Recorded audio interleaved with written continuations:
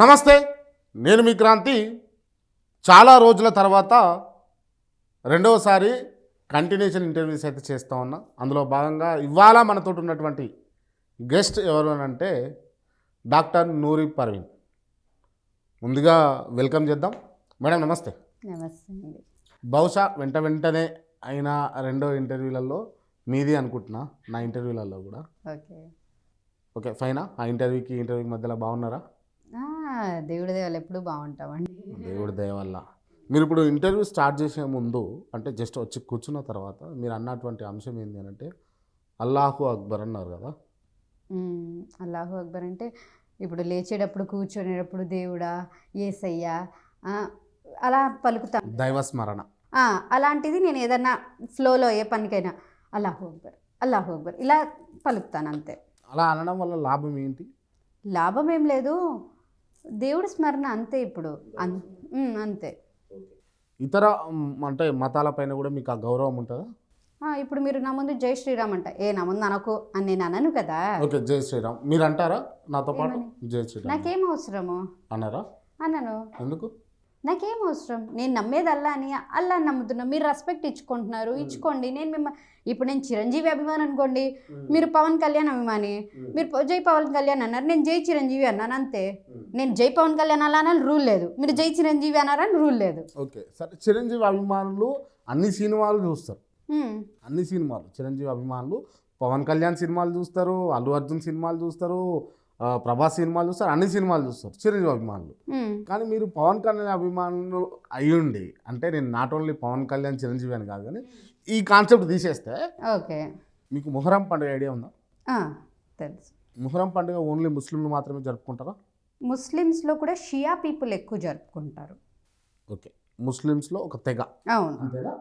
ముస్లిం వాళ్ళు జరుపుకునే పండుగ మొహరం పండుగ. కానీ ఆ మొహరం పండుగ ఓన్లీ ముస్లింలే జరుపుకుంటారా? అందులో హిందూ మిత్రులు భాగస్వాములై ఉంటారా ఉండరా? నాకైతే ఇప్పటి వరకు ఐడియా లేదు, నేను ఫ్రాంక్గా చెప్తున్నాను. అసలు మొహరంలో కూడా మా దాంట్లో వాట్ ఈజ్ ఇన్ ఖురాన్ అంటే అదంతా నిప్పుల మీద నడవడాలు, కొట్టుకోవడాలు, రక్తపాతాలు లేదు ఇది ఖురాన్లో నాకు తెలిసినంత వరకు. ఇన్ మై నాలెడ్జ్, నా పేరెంట్స్ నేర్పించింది, నా గురువులు నేర్పించింది, ఇవన్నీ షిరిక్. ఎందుకంటే మన బాడీకి మనం పెయిన్ ఇచ్చుకుని అలాంటివి ఏమీ లేవు ఇస్లాంలో. నిప్పుల మీద నడవడాలు అవేం లేదు. నేను అడిగిన ప్రశ్న ఏంటంటే ముస్లిం సోదరులతో నాకు ఐడియా లేదు, హిందూ సోదరులు కూడా ఆ పండుగలో పాల్గొంటారంటే ఎవరైనా పిలిస్తే వెళ్తారేమో కానీ పిలవకుండానే వెళ్తారు. I have no idea. రియల్గా పిలవకుండానే వెళ్తారు. ఒకవేళ మీకు తెలిసినా కూడా తెలియదు, నాకు నో ఐడియా అని అంటే మాత్రం అది మీ తప్పు. ఎందుకంటే మేము అసలు మొహరం పండగ చేసుకోము, అది పండగ కాదండి మాకు. అది పండగ కాదు. మెయిన్ ఇక్కడ ఏంటంటే మొహరం పండగ అని ఒక హాలిడే ఇస్తున్నారు కాబట్టి పండగ అని ఇచ్చేసేస్తారు. మొహరం అనేది మాకు ఒక సాడ్ డే అనమాట. Sad day. అది సాడ్ డే రోజు వాళ్ళంత ప్రాణాలు అర్పించేసి ఒక వార్లో అంతమంది ప్రాణాలు పోయినప్పుడు మన ఎనిమీస్ ఏం చేశారు, వీళ్ళ తలకాయల్ని అదే కర్రలకి పెట్టి ఊరంతా ఊరేగించారు. అది వాళ్ళు అక్కడ చేశారు. చేస్తే వీళ్ళు ఇక్కడ నిప్పుల మీద ఇలా పట్టుకుని పీర్ల పండగ అని చేస్తారు. సో అది మేము రాంగ్ అని మేము నమ్ముతాము. ఇప్పుడు మా దాంట్లో కూడా దర్గాలకు వెళ్ళే వాళ్ళు, దర్గాలు వెళ్ళని వాళ్ళు ఉంటారు. అలాగే మేము మొహరం అనేది ఒక పండగ అన్నట్టు అలా ఏం నమ్మము. ఇట్స్ ఎ సాడ్ డే అన్నమాట అంతే. మేము ఆ రోజు నాన్ వెజ్ కూడా తినము. కొంతమంది మంచి జరుపుకుంటారు, కొంతమంది జరుపుకోరు అసలు. రైట్. ఓకే చందు, మీరు హిందూసా ముస్లిమ్సా? హిందూస్ కదా. చందు, నువ్వు మొహరం పండుగలో పార్టిసిపేట్ చేసినావు ఎప్పుడన్నా? ఒకసారి చేసినావు. ఎవరైనా పిలుస్తపోయినావా లేకపోతే నువ్వు పిలిచినా పోయినా? ఓకే. పిలవకుండా పోయిన వాళ్ళు మీ మిత్రులు వచ్చారా? పిలవకుండా కూడా మొహరం పండుగలో పిలిస్తే పోయారు. సో ఖచ్చితంగా అంటే ఒక ముస్లిం సోదరుడు ఒక హిందూ సోదరుని పిలిస్తే ఖచ్చితంగా పోయిండు, పార్టిసిపేట్ చేసిండు. నేను ఇప్పుడు మిమ్మల్ని జై శ్రీరామ్ అనమనంటే నేను అనను అన్నట్టుగా మాట్లాడుతున్నా. అనరా? అన్నానండి. నేను అల్లాహ్ అక్బర్ అంటారా? మీరు ఇప్పుడు ఉన్నారు. ఇప్పుడు నేను ఏమన్నాను? నేను ఇప్పుడు అంటున్నా జై శ్రీరామ్ అనను, నేను జై శ్రీరామ్ అని అనను. యాజ్ ఎ హిందూగా నేను అల్లాహు అక్బర్ అంట, ప్రైజ్ ది లార్డ్ అంట, జై యేసయ్య అంట. నేనంటున్నా ప్రైజ్ ది లార్డ్ అంట, నేను జై శ్రీరామ్ అనను అంటున్నా. నేను జై శ్రీరామ్ అని నా నోటి నుంచి పలుకుతున్నాను. బట్ అది నేను మనసులో నుంచి జై శ్రీరామ్ అలాంటి అనను అంట, నా మనసులో లేదు. ఎందుకు ఫోర్స్ చేస్తారో నాకు ఒకటి అర్థం కావట్లేదు. నేను ఒక హీరో ఉన్నారు కదా సంపంగి సంథింగ్ ఆయన గుర్తు రావట్లేదు, ఇప్పుడు ఆయన క్రిస్టియానిటీలోకి వెళ్ళిపోయి ఆయన్ని ఒక క్వశ్చన్ ఇలాగే అడిగారు, మీరెందుకు దేవుడు ప్రసాదాలు అవి తీసుకోరు అని చెప్పేసి. నాకు ఆన్సర్ నచ్చింది అక్కడ, నేను తీసుకుంటా, నాకు అలాంటి ఏం లేదు. మేము ఆ దేవుడు లేడనే నమ్ముతున్నప్పుడు ఆ దేవుడు ప్రసాదం తినమని మాకు ఎందుకు ఫోర్స్ చేస్తారు? తింటే తిన్నారు, లేకపోతే లేదు, వదిలేయాలి. ఇప్పుడు నేను జై శ్రీరామ్ అనను అని ముఖం మీద చెప్తున్నా, నేను పలుకుతున్నా నోటి నుంచి జై శ్రీరామ్ అని చెప్పేసి, నాకేం పలకడానికి ఏం లేదు, మనసులో నుంచి జై శ్రీరాము దేవుడు. ఇప్పుడు మొన్న కూడా రీసెంట్గా ఒకటి చెప్తున్నాను నేను, పుల్వామా అటాక్ Feb 14th. ఆ రోజు మనం ఒక స్తూపానికి వెళ్ళాము.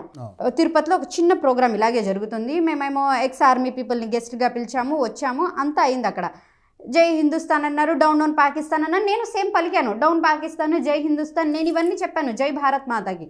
అక్కడ వచ్చేసరికి ముర్దాబాద్ అనకూడదు, ప్రొఫెట్ మొహమ్మద్ అన్నారు. ఆయన ప్రొఫెట్ అన్న వర్డ్ యూజ్ చేయాలి, మొహమ్మద్.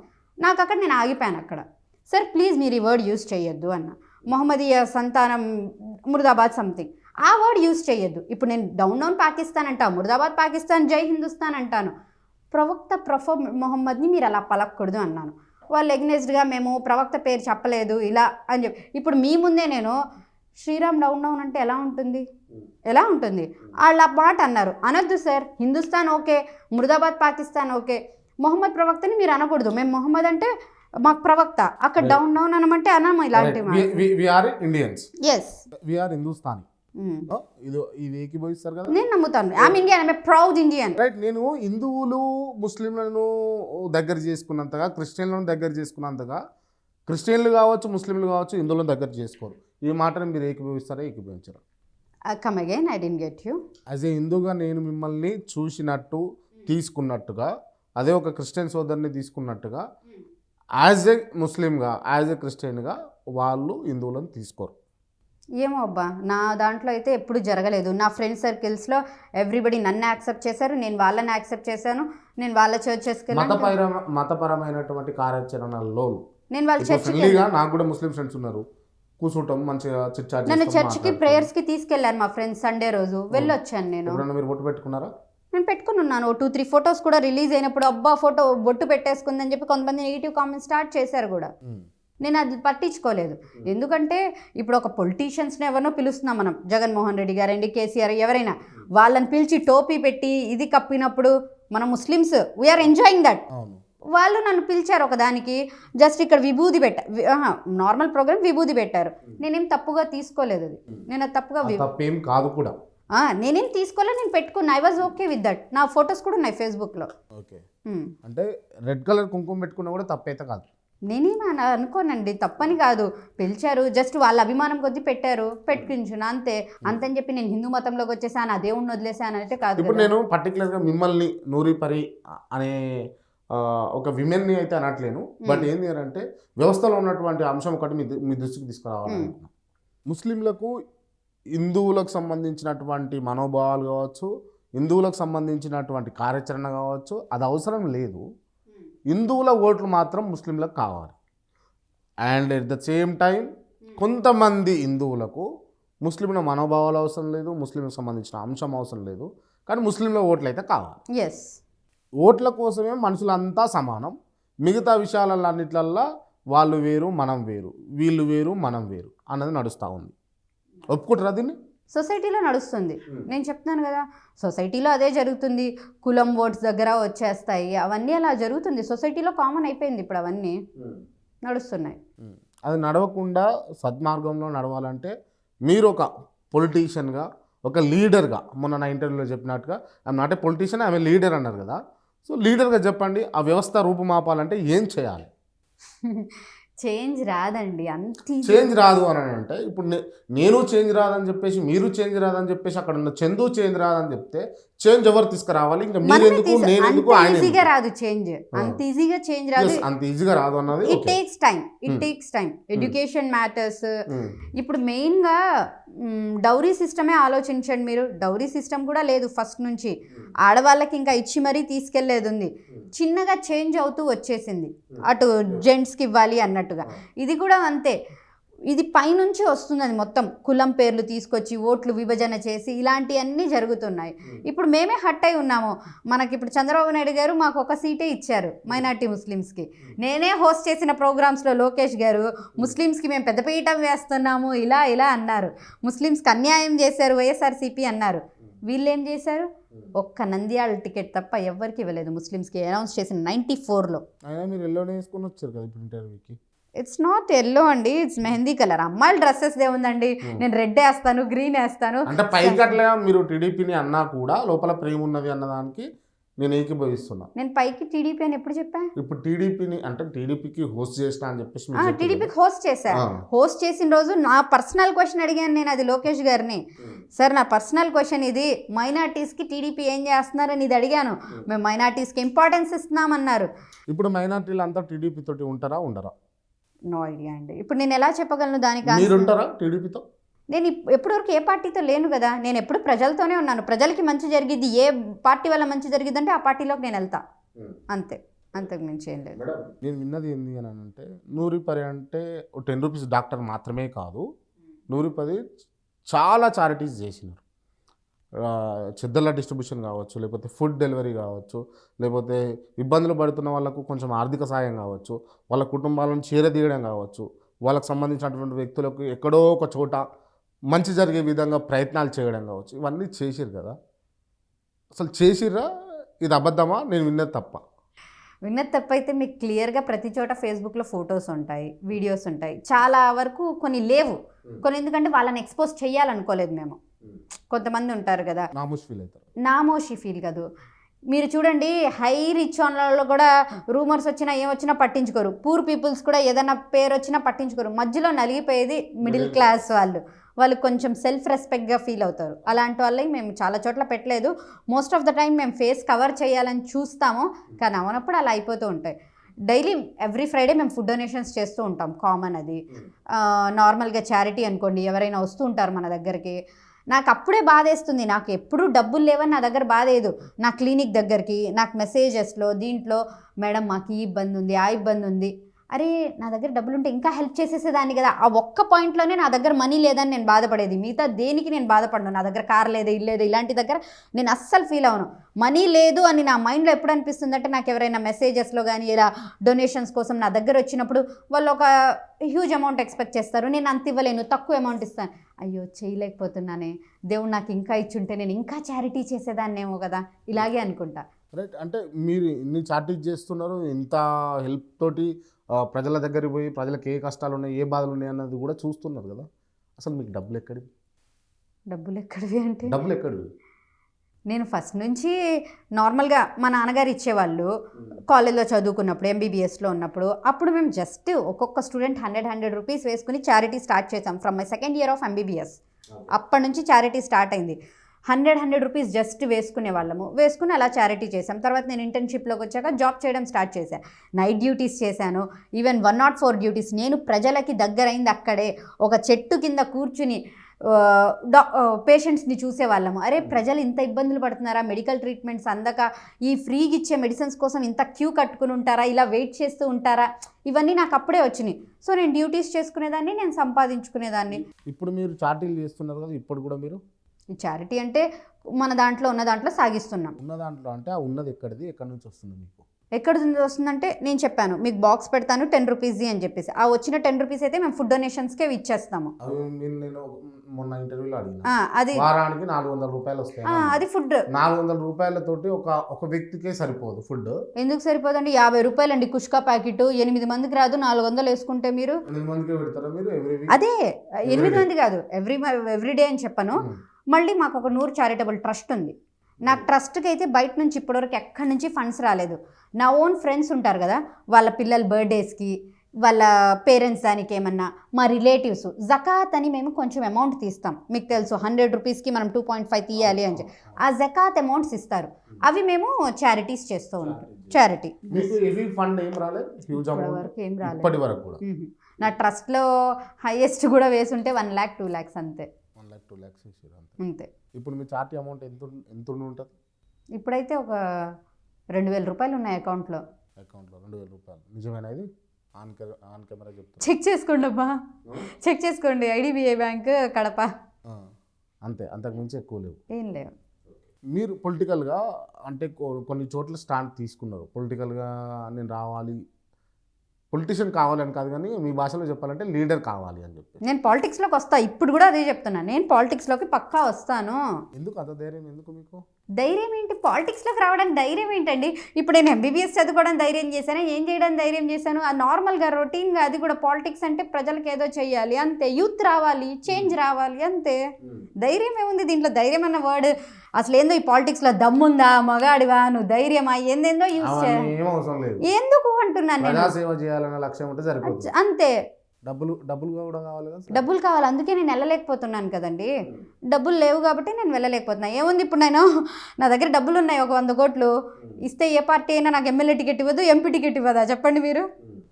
అంటే డబ్బుతోటి రాజకీయాలన్నీ ముడిపడి ఉన్నాయి 99.99%. మరి ఆ డబ్బులు మీరు పోగు చేసుకొని ఆ 100 కోట్లు, మీరు చెప్పినటువంటి ఫిగర్ 100 కోట్లు ఎప్పుడు పోగు చేసుకొని ఎప్పుడు రాజకీయాల్లోకి అరంగేట్రం చేస్తున్నారు?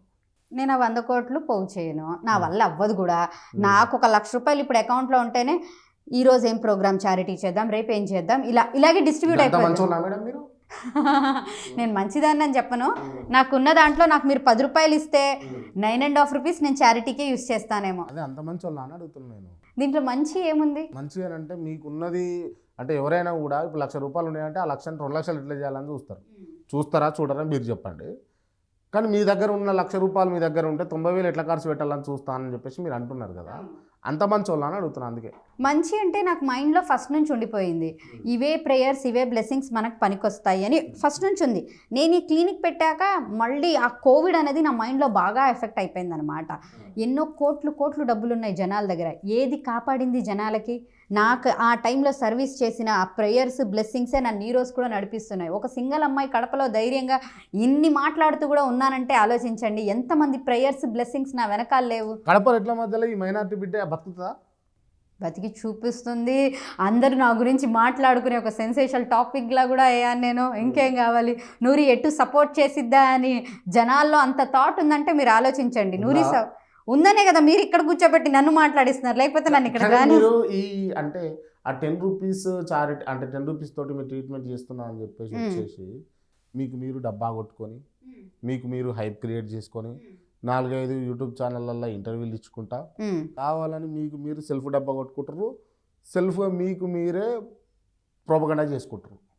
సెల్ఫ్గా చేసుకునేది ఏముంది? ఇప్పుడు డాక్టర్స్ ఉన్నారు, వాళ్ళ నేమ్ వాళ్ళు ఏది రాసుకుంటారు. నేను స్పెషల్గా నేను అసలు ఎక్కడ ఇది స్టార్ట్ చేయలేదు. ఫస్ట్ నా ఫేస్బుక్ నుంచి నేను 10 రూపీస్ డాక్టర్ అన్నవి కూడా ఎక్కడా వేయలేదు నేను. ఎవరో నా పాంప్లెట్ దొరికేసి అదంతా హైలైట్ అయిపోయి వాళ్ళు నా దగ్గరికి ఫస్ట్ వచ్చింది బీబీసీఏ, ఈనాడు, వసుంధర, ఇవి వచ్చాయి నా దగ్గరకు. మెయిన్ చిన్న యూట్యూబ్ ఛానల్స్ ఏమీ రాలేదు. సాక్షి టీవీ లోకల్ అప్పుడు నా కోవిడ్ సర్వీసెస్ చూసి ఇవే వచ్చాయి, మెయిన్ వాళ్ళే వచ్చాయి. ఇంకా తర్వాత అందరూ పిలిచారు, అందరూ చాలామంది మీలాగే అందరూ అదే అడుగుతారు, మేడం వాళ్ళు అడుగుతున్నారు ఆ ఛానల్కి, మేము అడిగాము, మాకు 40,000 అడిగారు, మీరు ఎంత ఇచ్చారని ఫోన్ చేస్తాడు. అసలు తీసుకుంటారా అన్న. ఫస్ట్ నాకు తెలీదు, మనం ఇవ్వాలా డబ్బులు, వాళ్ళు ఇవ్వరా అన్నాను. నేను ఇలాగే అన్నాను, ఏంటి మేడం మీరు ఇవ్వలేదా అన్నారు. ఎందుకు ఇస్తాను, నాకేం పని పాట లేదా, ఆ 40,000 ఉంటే ఇంకో చారిటీ వర్క్ చేస్తాను నేను, నాకేం అవసరం అక్కడ వెళ్ళి ఇవ్వాల్సింది ఇంటర్వ్యూ, ఇంతే మాట, నాకేం అవసరము. ఆ 10 రూపీస్ అంటారా, అప్పుడు అలా ఫేమస్ అయిపోయింది. నా స్టాఫ్ ఇంకా ఎడిటింగ్స్లో పక్కన 10 రూపీస్ డాక్టర్ అని స్టార్ట్ చేశారు. ఏదో Times of India something Kadapa mother Teresa అని వేసేసారు. అవి అలా కంటిన్యూ అవుతూ పోయాయి. ఇంకా యూట్యూబ్ ఛానల్స్ పిలుస్తున్నాయి. ఇప్పుడు మీరు కూడా నేను హైదరాబాద్ వచ్చానని తెలిసి పిలిచారు, ఎప్పటి నుంచో ట్రై చేస్తున్నావు అని చెప్పేసి. నేను ఎవరిని హైప్ క్రియేట్ అయింది కాబట్టి నేను పిలిచిన. హైప్ ఎందుకు క్రియేట్ అయింది? నేనేమన్నా చేసుకున్నానా? నేను ఒక్క ఛానల్కి డబ్బులు ఇచ్చి ఇంటర్వ్యూ ఇచ్చానా? మీరు చేసుకున్నారా అని చెప్పేసి నేను అంటున్నా. అదే చెప్తున్నా, ప్రూఫ్ చేయండి. ప్రూవ్ చేస్తే ఇప్పుడు నా ఫేస్బుక్ పేజ్ 95K ఉన్నది క్లోజ్ చేసేస్తా. 95K ఉన్నది క్లోజ్ చేసేస్తా. Facebook, Instagram 60. రాజకీయాల్లోకి ఎందుకు వెళ్ళను? దానికి సంబంధం ఏంటి? దీనికి ఏం సంబంధం ఉండదు. ఈ ఎజెండానే రాజకీయాల్లోకి పోవడం కదా మేడం, అందుకోసమే కదా ఇదంతా చేస్తుంది అని నేను అంటా. అదంటున్నారా? ఇప్పుడు ఎంబీబీఎస్ సెకండ్ ఇయర్లోకి వచ్చాక సర్వీస్ స్టార్ట్ చేశాక నేను రాజకీయాల థాట్స్ ఇంత ప్లానింగ్స్, నాకేమి ఫ్యామిలీలో పొలిటికల్గా లేరు ఎవరైనా నాకు ఇలా రూట్ మ్యాప్ వేసి నువ్వు ఇలా చేయి అని చెప్పడానికి. ఎంబీబీఎస్ ఒక 18 సంవత్సరాలు 19 సంవత్సరాలుగా ఏం ఐడియా ఉంటుందండి? ఇలా ఒక స్ట్రాటజీ ఉంటుంది, 10 రూపాయలు వేసి వెళ్ళాలి, ఏముంటుంది ఎవరికైనా చెప్పండి. దట్టు నేను కమ్యూనిస్ట్ మా తాతయ్య ఆ థాట్స్, సర్వీస్ ఒక్కటే ముందుకు వచ్చాను, అలా అలా దేవుడు తీసుకెళ్ళిపోతున్నారు అంతే. నిజంగా మీరు చెప్పిందంతా నిజమే అయితే మీరు అనుకున్నది ఖచ్చితంగా జరగాలని నా మనస్ఫూర్తి కోరుకుంటాను నేను. Thank you. రైట్. అయితే నేను మొన్న మిమ్మల్ని ఇంటర్వ్యూ చేసినప్పుడు ఇంటర్వ్యూలో కొంతమంది కామెంట్స్ పెట్టారు. ఆ కామెంట్స్ కి మీరు ఇప్పుడు రియాక్ట్ కావాలి ఖచ్చితంగా. నెత్తి మీద ముసుగు తీసి మాట్లాడే సీన్ లేదు కానీ డాష్ ఇది దేశం గురించి మాట్లాడుతుంది. వాళ్ళ వైఫ్ని చీరిప్పి మాట్లాడమని చెప్పండి కెమెరా ముందు, ఇదే చెప్తాను. అన్నమాట. ఓకేనా మీకు? ఓకే. తను ఒక అమ్మాయిని నెత్తి మీద ఎందుకు స్కార్ఫ్ తీయమంటున్నారు? ఎందుకు తీయాలి నేను? ఇప్పుడు మీకు హర్టింగ్ అనిపిస్తుంది, నేను చెప్తాను షర్ట్ ఇప్పి మాట్లాడండి అంటాను. అసలు అది పద్ధతి అయిన మాటనా? నేను తల మీద చున్నీ వేసుకుంటే నీకేంది, లేకపోతే నీకేంది, అసలు నీకెందుకు పని పాట లేక నువ్వు ఊరికే స్క్రోల్ చేసుకుంటూ యూట్యూబ్ చూసుకుంటున్నావు, నీకేదో కామెంట్ పెట్టాలనిపించింది, నీకు పని పాట లేదు పెట్టావు, అంతే అంతే అంతే, అంతకు మించి ఏం లేదు అక్కడ. మీకు 100 ఆస్తులు అంతస్తులు మాకు తెలుసు. Wow, thank you. ఆస్తి ఉంది అని నాలో ఒక నమ్మకాన్ని ఇది చేశారు. నాకు తెలిసి అప్పులే ఉన్నాయి అనుకున్నా, ఆస్తి కూడా ఉందంటే ఐ ఫీల్ హ్యాపీ. ఎక్కడున్నాయో కొంచెం చెప్పరా? ఎక్కడున్నాయో చెప్పమని వెళ్ళి తెచ్చుకుంటాను. ఎవరు ఈయన పెట్టినది ఎవరు అని అంటే మహిమ. ఎవడో లేండి, వాడిని ఎందుకు మనం హైలైట్ చేయడం? మళ్ళీ ఎవడో పెట్టాడు బాబు, ఎక్కడున్నాయి అడ్రస్ పెడితే నేను వెళ్ళి కొంచెం అవి ఏదో చూసుకుంటాను ఆస్తులు. ఓకే. ఇలాంటి మత పిచ్చి దాన్ని ఇంటర్వ్యూ చేయడం అవసరమా? నేను మత పిచ్చిదాన్నా? మీరు చెప్పండి.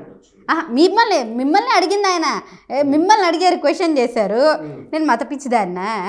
చెప్పండి మరి. నాకైతే అనిపించలేదు. సో వాళ్ళు అలా క్వశ్చన్ చేశారు, నేను కాదు కాబట్టి మీరు చేస్తున్నారు. మంచి నటన ఉందట మీ దగ్గర. అఫ్ కోర్స్ నేను 25 షార్ట్ ఫిల్మ్స్ చేశాను కదా. దాంట్లో నేను ఒక మూగదానిలా చేశాను, ప్రెగ్నెంట్ లేడీగా ఒక దాంట్లో చేశాను. నేను చేస్తాను, యాక్టింగ్ బాగా చేస్తాను, యాంకరింగ్ కూడా, హోస్టింగ్ కూడా బాగా చేస్తాను. Thank you for the complement. అంటే డైరెక్ట్గా చంపొచ్చు అంటుంది మేడం. అంటే ఎవరిని చంపాలి? దాంట్లో మనము ఆవుల ప్రస్తావన, హిందూ మతస్థులు ఆవును దైవంగా కొలుచుకుంటారు, దేవతలా కొలుచుకుంటారు, బట్ తింటున్నారు కదా మీరు ముస్లిం సోదరులు తింటారు అని అన్నప్పుడు దాన్ని స్పందించినటువంటి అంశం అది. డైరెక్ట్గా చంపొచ్చు ఆవులను, తప్పేం లేదు అన్నట్టు చెప్పారు అని చెప్పేసి తను అంటుంది. నేను ఒకటి చెప్తున్నానండి, డైరెక్ట్గా చంపొచ్చు అంటే మీకు వారాహి కూడా దేవుడే కదా, పిగ్ పంది దేవుడే కదా. రీసెంట్ మూవీ కూడా నేను చూస్తున్నాను ఒకటి. పోర్క్ ఎక్కడ అమ్మట్లేదా అండి? అన్ని చోట్ల అమ్ముతున్నారు. తినేది నా హిందూ ఫ్రెండ్సే. మేము ముస్లిమ్స్ పోర్క్ని టచ్ కూడా చెయ్యం, ఇది ఎవ్రీబడీకి తెలుసు. తినేది నా హిందూ ఫ్రెండ్సే, నా ముందే కూర్చుని తిన్నున్నారు. సో మీ దేవుణ్ణి మీరే తినొచ్చా? ఎదుటోళ్ళు తింటే ప్రాబ్లం వచ్చింది, అదే నా పాయింట్. ఇప్పుడు మీ దేవుణ్ణి మీరు తినొచ్చు, మేము తింటే తప్పు వచ్చిందా? దీని మీద క్వశ్చన్ ఎవడు పోర్క్ ఆపమని ఎందుకు అడగట్లేదు? ఓన్లీ బీఫ్ దీన్ని ఎందుకు హైలైట్ చేస్తున్నారు? పోర్క్ కూడా దేవుడే కదా, అప్పుడు వారాహి దేవుడు అండి, దేవుణ్ణి ఎలా చంపుతారండి మీరు? హిందూసే తినాలి, హిందూ దేవుళ్ళని చంపుకుని ముస్లిమ్స్ టచ్ చేయకూడదు, అదే నా పాయింట్ అక్కడ. దీనికి ఆన్సర్ చెప్పండి, మీరేమంటున్నారు? నువ్వే చెప్పాలి, నువ్వు అడిగినావు కదా, నువ్వు చెప్పు దానికి ఆన్సర్. వారాహి వీళ్ళు అంటే వారాహి అని అంటే పందిని వీళ్ళు పోర్క్ మాంసం తింటున్నారు, అది తప్పే, మీరు మా దృష్టికి తీసుకొచ్చారు కాబట్టి నేను దాన్ని తప్పేనంట. ఒకవేళ ఆవును ఇష్టదైవంగా కొలుచుకుంటే మాత్రం ఇటు వారాహిని కూడా ఇష్టదైవంగానే కొలవాలి, తినకూడదు. హిందువులు చేస్తుంది తప్పే. మరి ఇష్టదైవం కాదు ఉండదు. ఇప్పుడు మీరున్నారు, మీరు శివభక్తుడై ఉంటారు, విష్ణుదేవుడు లేరు అంటారా? రాముడు లేరు అంటారా? కాదు కదా. మీరు ఎంతో 1,00,000 సంథింగ్ దేవుళ్ళు ఉన్నారు. ఆ దేవుళ్ళలో ఈయన ఒకడు. ఇప్పుడు గోమాత ఎలాగో ఈయన దేవుడే వారాహి. మీరెందుకు ఇక్కడ బయాస్ చూపిస్తున్నారబ్బా? ఒకళ్ళైతే దేవత గోమాత అని చెప్పేసి పాపం దేవుడు ఏం చేశారు? ఈయన అందుకే చంపుకుని తింటున్నారా? ఇప్పుడు మీరే మాట్లాడండి. ఇక్కడ ఎవ్రీ టైం ముస్లిమ్స్ చేసే తప్పుల్ని హైలైట్ చేయడానికి చూస్తున్నారు, ఇక్కడ మీ దేవుడిని మీరు చంపుతున్నారు. ఈ పాయింట్, ఈ క్వశ్చన్ ఎవరు ఎందుకు రేస్ చేయరు? ఇది ఇస్లాంలో ఉంది, నేను చెప్తున్నాను వినండి. ఇప్పుడు బ్రాహ్మిన్స్ అయితే అసలు చికెన్ కూడా ముట్టుకోరు. నార్మల్గా మాట్లాడుకుందాం, నాన్ వెజ్ అసలు ఫ్రాంక్గా మాట్లాడదామండి. నాన్ వెజ్ రేట్స్ ఎందుకు పెరుగుతున్నాయండి? తినకూడని వాళ్ళు క్యాస్ట్లో వాళ్ళందరూ బ్రాహ్మిన్స్ వైశ్యాస్ కూడా తినడం స్టార్ట్ చేస్తున్నారు. అందుకే నా ఫ్రెండ్స్ తిన్నారు, అందరూ తింటారని నేను చెప్పను. ఇప్పుడు ముస్లిమ్స్ ఉన్నారు, ముస్లిమ్స్లో హరామ్ డ్రింకింగ్ అనేది, అది కొంతమంది చేస్తారు. అలాగే ఈ హిందువులు కూడా వైశ్యాస్ కొన్ని కమ్యూనిటీస్ ఉన్నాయి తినకూడదు నాన్ వెజ్, వాళ్ళు తింటున్నారు కదండి. ఇలాంటి పాయింట్స్ ఎందుకు రేస్ చేయరు మీరు? మాదే తప్పు మీ దాంట్లో కూడా ఉంది వాళ్ళు తినకూడదు అని చెప్పేసి, వాళ్ళు నాన్ వెజ్ చేసినప్పుడే అక్కడ ఎందుకు ఆపట్లేదు? మమ్మల్ని ఎందుకు ఆపాలంటారు? అంటే ఇక్కడ మీరు ట్రై చేయట్లేదు, జస్ట్ ఇక్కడ కులం మతాలు రేపాలి, గొడవలు రేపాలి, ఈ పాయింట్స్ చూపించడానికే చేస్తున్నారు. ఎవరు చేస్తున్నారు? పొలిటీషియన్స్. ఏ పొలిటీషియన్స్ అంటే ఇప్పుడు చూడండి, నార్మల్గా బక్రీద్ టైంలో హైలైట్ అయిపోతూ ఉంటారు నార్మల్ టైమ్స్ కన్నా, కావాలని చెప్పేసి. ఇదేం ఉండదండి. ఆ పొలిటీషియన్స్ కూడా పైన ముస్లిం ఫ్రెండ్స్ అందరూ వాళ్ళ కనెక్షన్స్ వాళ్ళకు ఉంటాయి. మీకు మొన్న కూడా ఇంటర్వ్యూలో నేను అంత ధైర్యంగా ఎందుకు చెప్పానంటే, హిందూసే ఎక్స్పోర్ట్ చేస్తున్నారంటే ఐ వాజ్ షాక్. చాలా యూట్యూబ్ దాంట్లో మోడీ గారి ఇంటర్వ్యూ కూడా చూశాను నేను. మోడీ గారి కూడా ఇంటర్వ్యూలో దీంట్లో నేను ఒక కమ్యూనిటీకి చెప్పను, ముస్లిమ్స్ మాత్రమే ఎక్స్పోజ్ చేస్తున్నారు, దీంట్లో జైన్స్ కూడా ఉన్నారన్నారు. I was really shock. Jains కూడా దీంట్లో ఇన్వాల్వ్ ఉన్నారన్నారు. మళ్ళీ మొత్తం ఇన్ఫర్మేషన్ చదివితే అవుట్ ఆఫ్ 6 కంపెనీస్లో 4 కంపెనీ ఓనర్స్ ఆర్ హిందూస్. నేను కంపెనీ నేమ్స్ చెక్ చేశా, అల్ కబీర్ అది ఇది ఏడింది, హిందూ అన్నాడు, నేనేమో చెప్పేశాను, రాంగ్ చెప్పేశానా అని చెప్పేసి ఆలోచించి, Al Kabir owner Sanjay something, Hindu names అన్ని పెట్టింది, ముస్లిం పేరు బయటికి, లోపల ఓనర్స్ అంతా హిందూస్. సో ఇలా బిజినెస్లు డబ్బుల కోసం అడ్డదారులు ఎవరైనా తొక్కుతున్నారండి. ఇక్కడ నో కమ్యూనిటీ నో రిలీజన్ ఏం లేదు, ఓన్లీ మనీయే ఉంది అక్కడ, అంతే. దేవుళ్ళని వాడుకుంటున్నాం మధ్యలో మనం డబ్బుల కోసం. వాడుకుంటున్నాం దేవుళ్ళని డబ్బుల కోసము. చెప్తున్నాను కదా, ఓపెన్గా చెప్తున్నాను నేను. చాలా రోజులు అవుతుంది అంటే మసీదులు తవ్వితే శివం వెళ్తే మాది, శివం వెళ్తే మీది అని చెప్పేసి బండి సంజయ్ గారు బీజేపీ అధ్యక్షుడిగా ఉన్నప్పుడు ఒక కార్యక్రమంలో అన్నటువంటి అంశం. దీనిపై స్పందన? అసలు ఎందుకు తవ్వాలి మసీదు? అసలు మసీదులకు శివలింగాలు ఎట్లా వచ్చినాయి? ఇప్పుడు చెప్తానండి. పాతకాలంలో అవంతా హిస్టరీ నేను అంత చదవలేదబ్బా, ఎప్పుడెప్పుడో ఉన్నాయి కదా, పాత టెంపుల్స్ ఉంటాయి. సో ఎన్నో జరుగుతూ ఉంటాయి, అలా భూమిలోకి వెళ్ళిపోతాయి కొన్ని తెలిసిందే కదా మనకి. అఫ్కోర్స్ కొన్ని టైంలో వేరే రాజులు వచ్చారు, ఆ టైంలో ఎవరిది వాళ్ళు చేసుకున్నారు, అప్పుడు మసీదులు కట్టేసి ఉండొచ్చు, అఫ్కోర్స్ అయ్యి ఉండొచ్చు. Then why you are repeating again అదే మిస్టేక్? అప్పుడు వాళ్ళు ఏదో తప్పు చేశారు, మనం మళ్ళీ అదే తప్పుని ఎందుకు రిపీట్ చేయాలి? ఇప్పుడు ఉన్నాయి వదిలేయండి, నెక్స్ట్ అలా జరగకుండా కాపాడుకుందాము. ఇప్పుడు నెక్స్ట్ అయినా సరే ఒక టెంపుల్ తీసి మస్జిద్ పెట్టడం రాంగ్ అంటాను, ఒక మస్జిద్ తీసి టెంపుల్ పెట్టడం రాంగ్. అసలు ఉన్న వరకు సైలెంట్ అయిపోవచ్చు కదా. అప్పుడు వాళ్ళు తప్పు చేశారని మళ్ళీ మనం దాన్ని రిపీట్ చేసి ఈ గోళలు అవసరమా అంటాను, అంతే. Okay right. బీజేపీ మద్దతుతో పార్టీయా? 90% అలాగే అయిపోయింది. 90% మీరు ఒప్పుకుంటున్నారు కదా. 90%లో మద్దతుతో పార్టీ కాదు బీజేపీ ఒక రాజకీయ పార్టీ, ఒక సిద్ధాంతం గల పార్టీ అని నేనంటే మీరేమంటారు? ఎందుకంటే నేను ఎక్కడైనా సరే బీజేపీ లీడర్, ఇప్పుడు మీరే తీసుకోండి, ఎంఐఎం పార్టీ ముస్లిం పార్టీ అంటారా లేదా? ఎవరైనా సరే ముస్లిం పార్టీ. అలాగే ఎక్కడైనా సరే బీజేపీ లీడర్స్ నోట్లో నుంచి నేను వినింది, ముస్లిమ్స్ని అంతం చేసేస్తాం, మీ ముస్లిమ్స్ల వల్ల మా భారతదేశానికి ఏదో జరిగిపోతుంది, మా హిందూస్కి సేఫ్టీ లేదు, ఇలాంటి మాటలు వస్తున్నాయి. ఎందుకు సేఫ్టీ లేదండి? నేను ఒక చిన్న క్వశ్చన్ అడుగుతా. ఎంఐఎం పార్టీలో హిందూ మోర్చా అని ఒక విభాగం ఏమన్నా ఉన్నదా? No idea.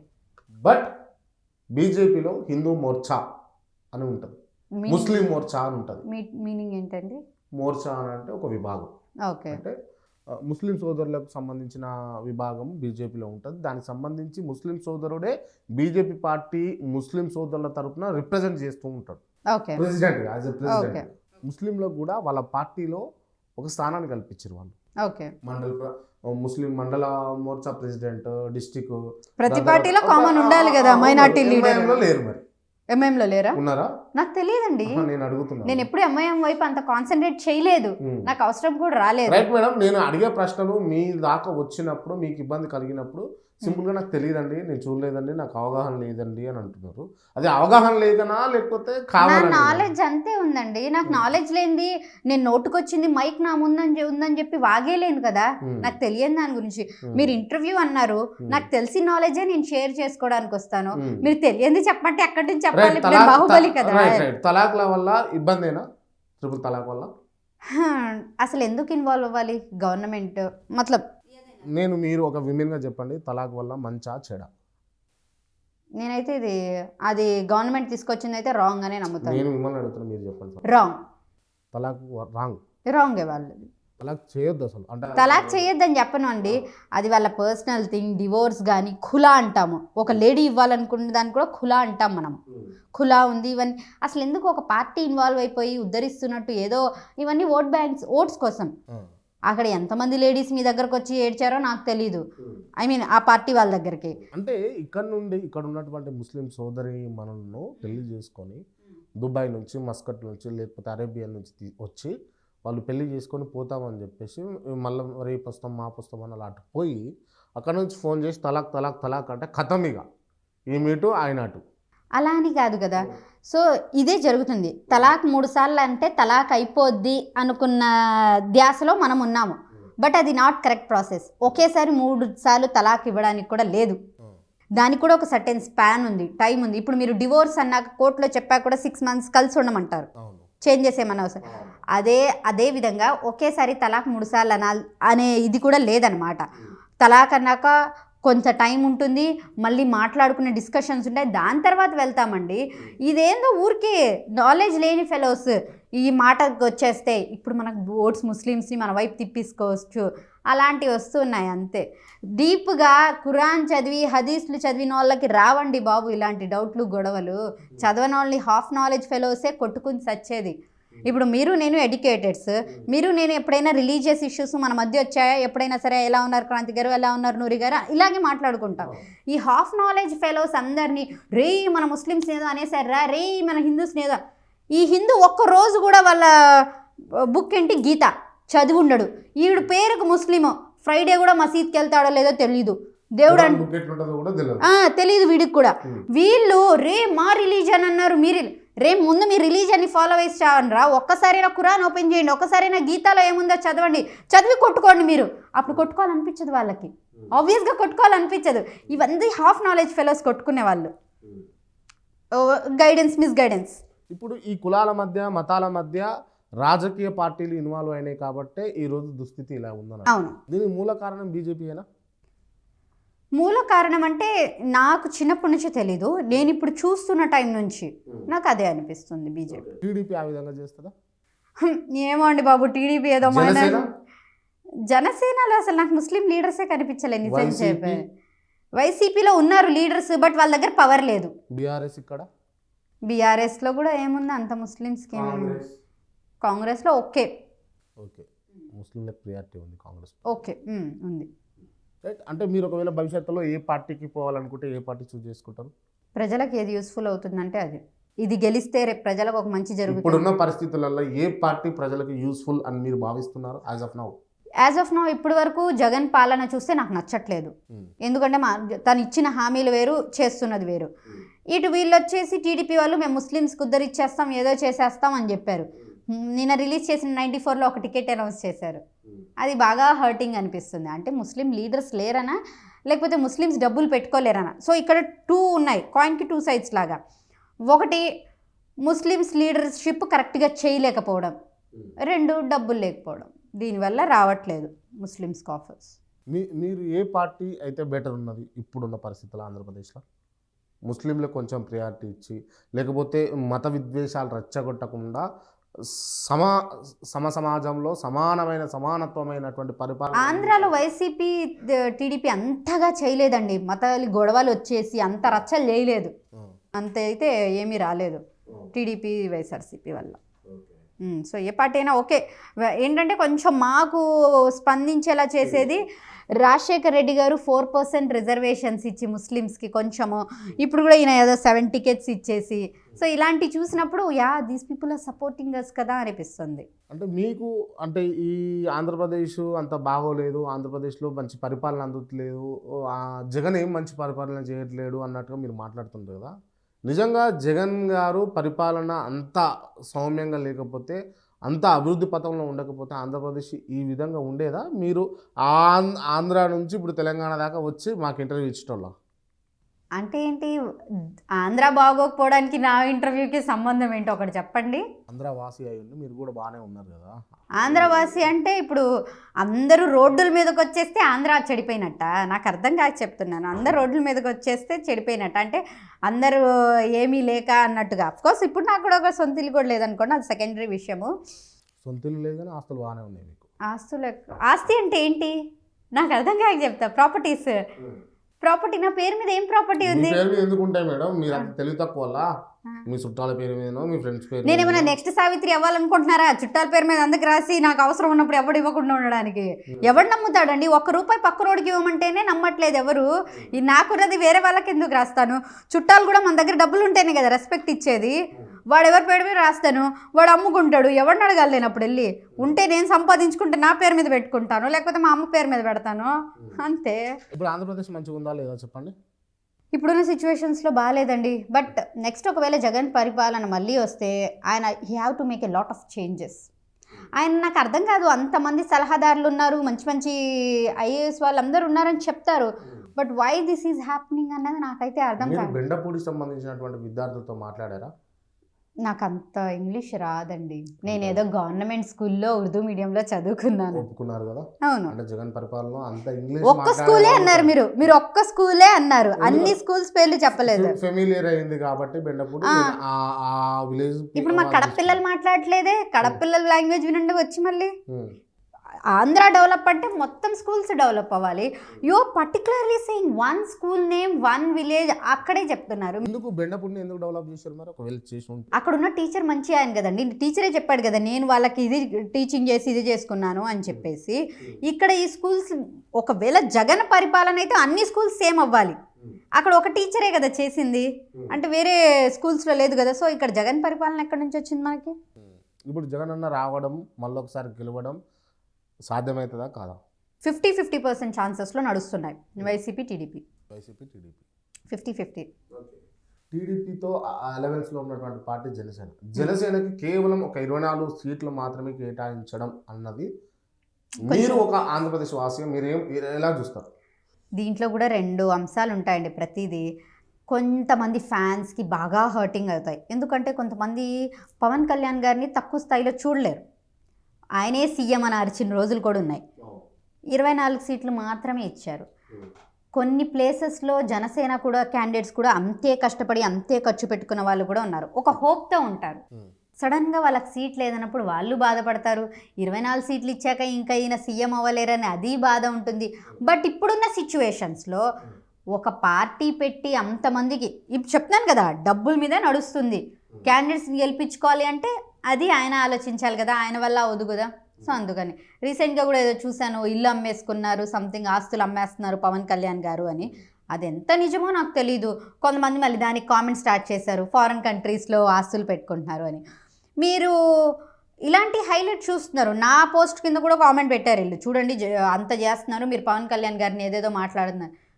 మీ అందరికి ఒక విషయం తెలుసా, నేను చాలామంది సర్వీస్ ఓరియంటెడ్ పీపుల్ని చూశాను నా ఉన్న ఫ్రెండ్స్లో, ట్రస్ట్ ఆర్గనైజేషన్స్ నడుపుతూ.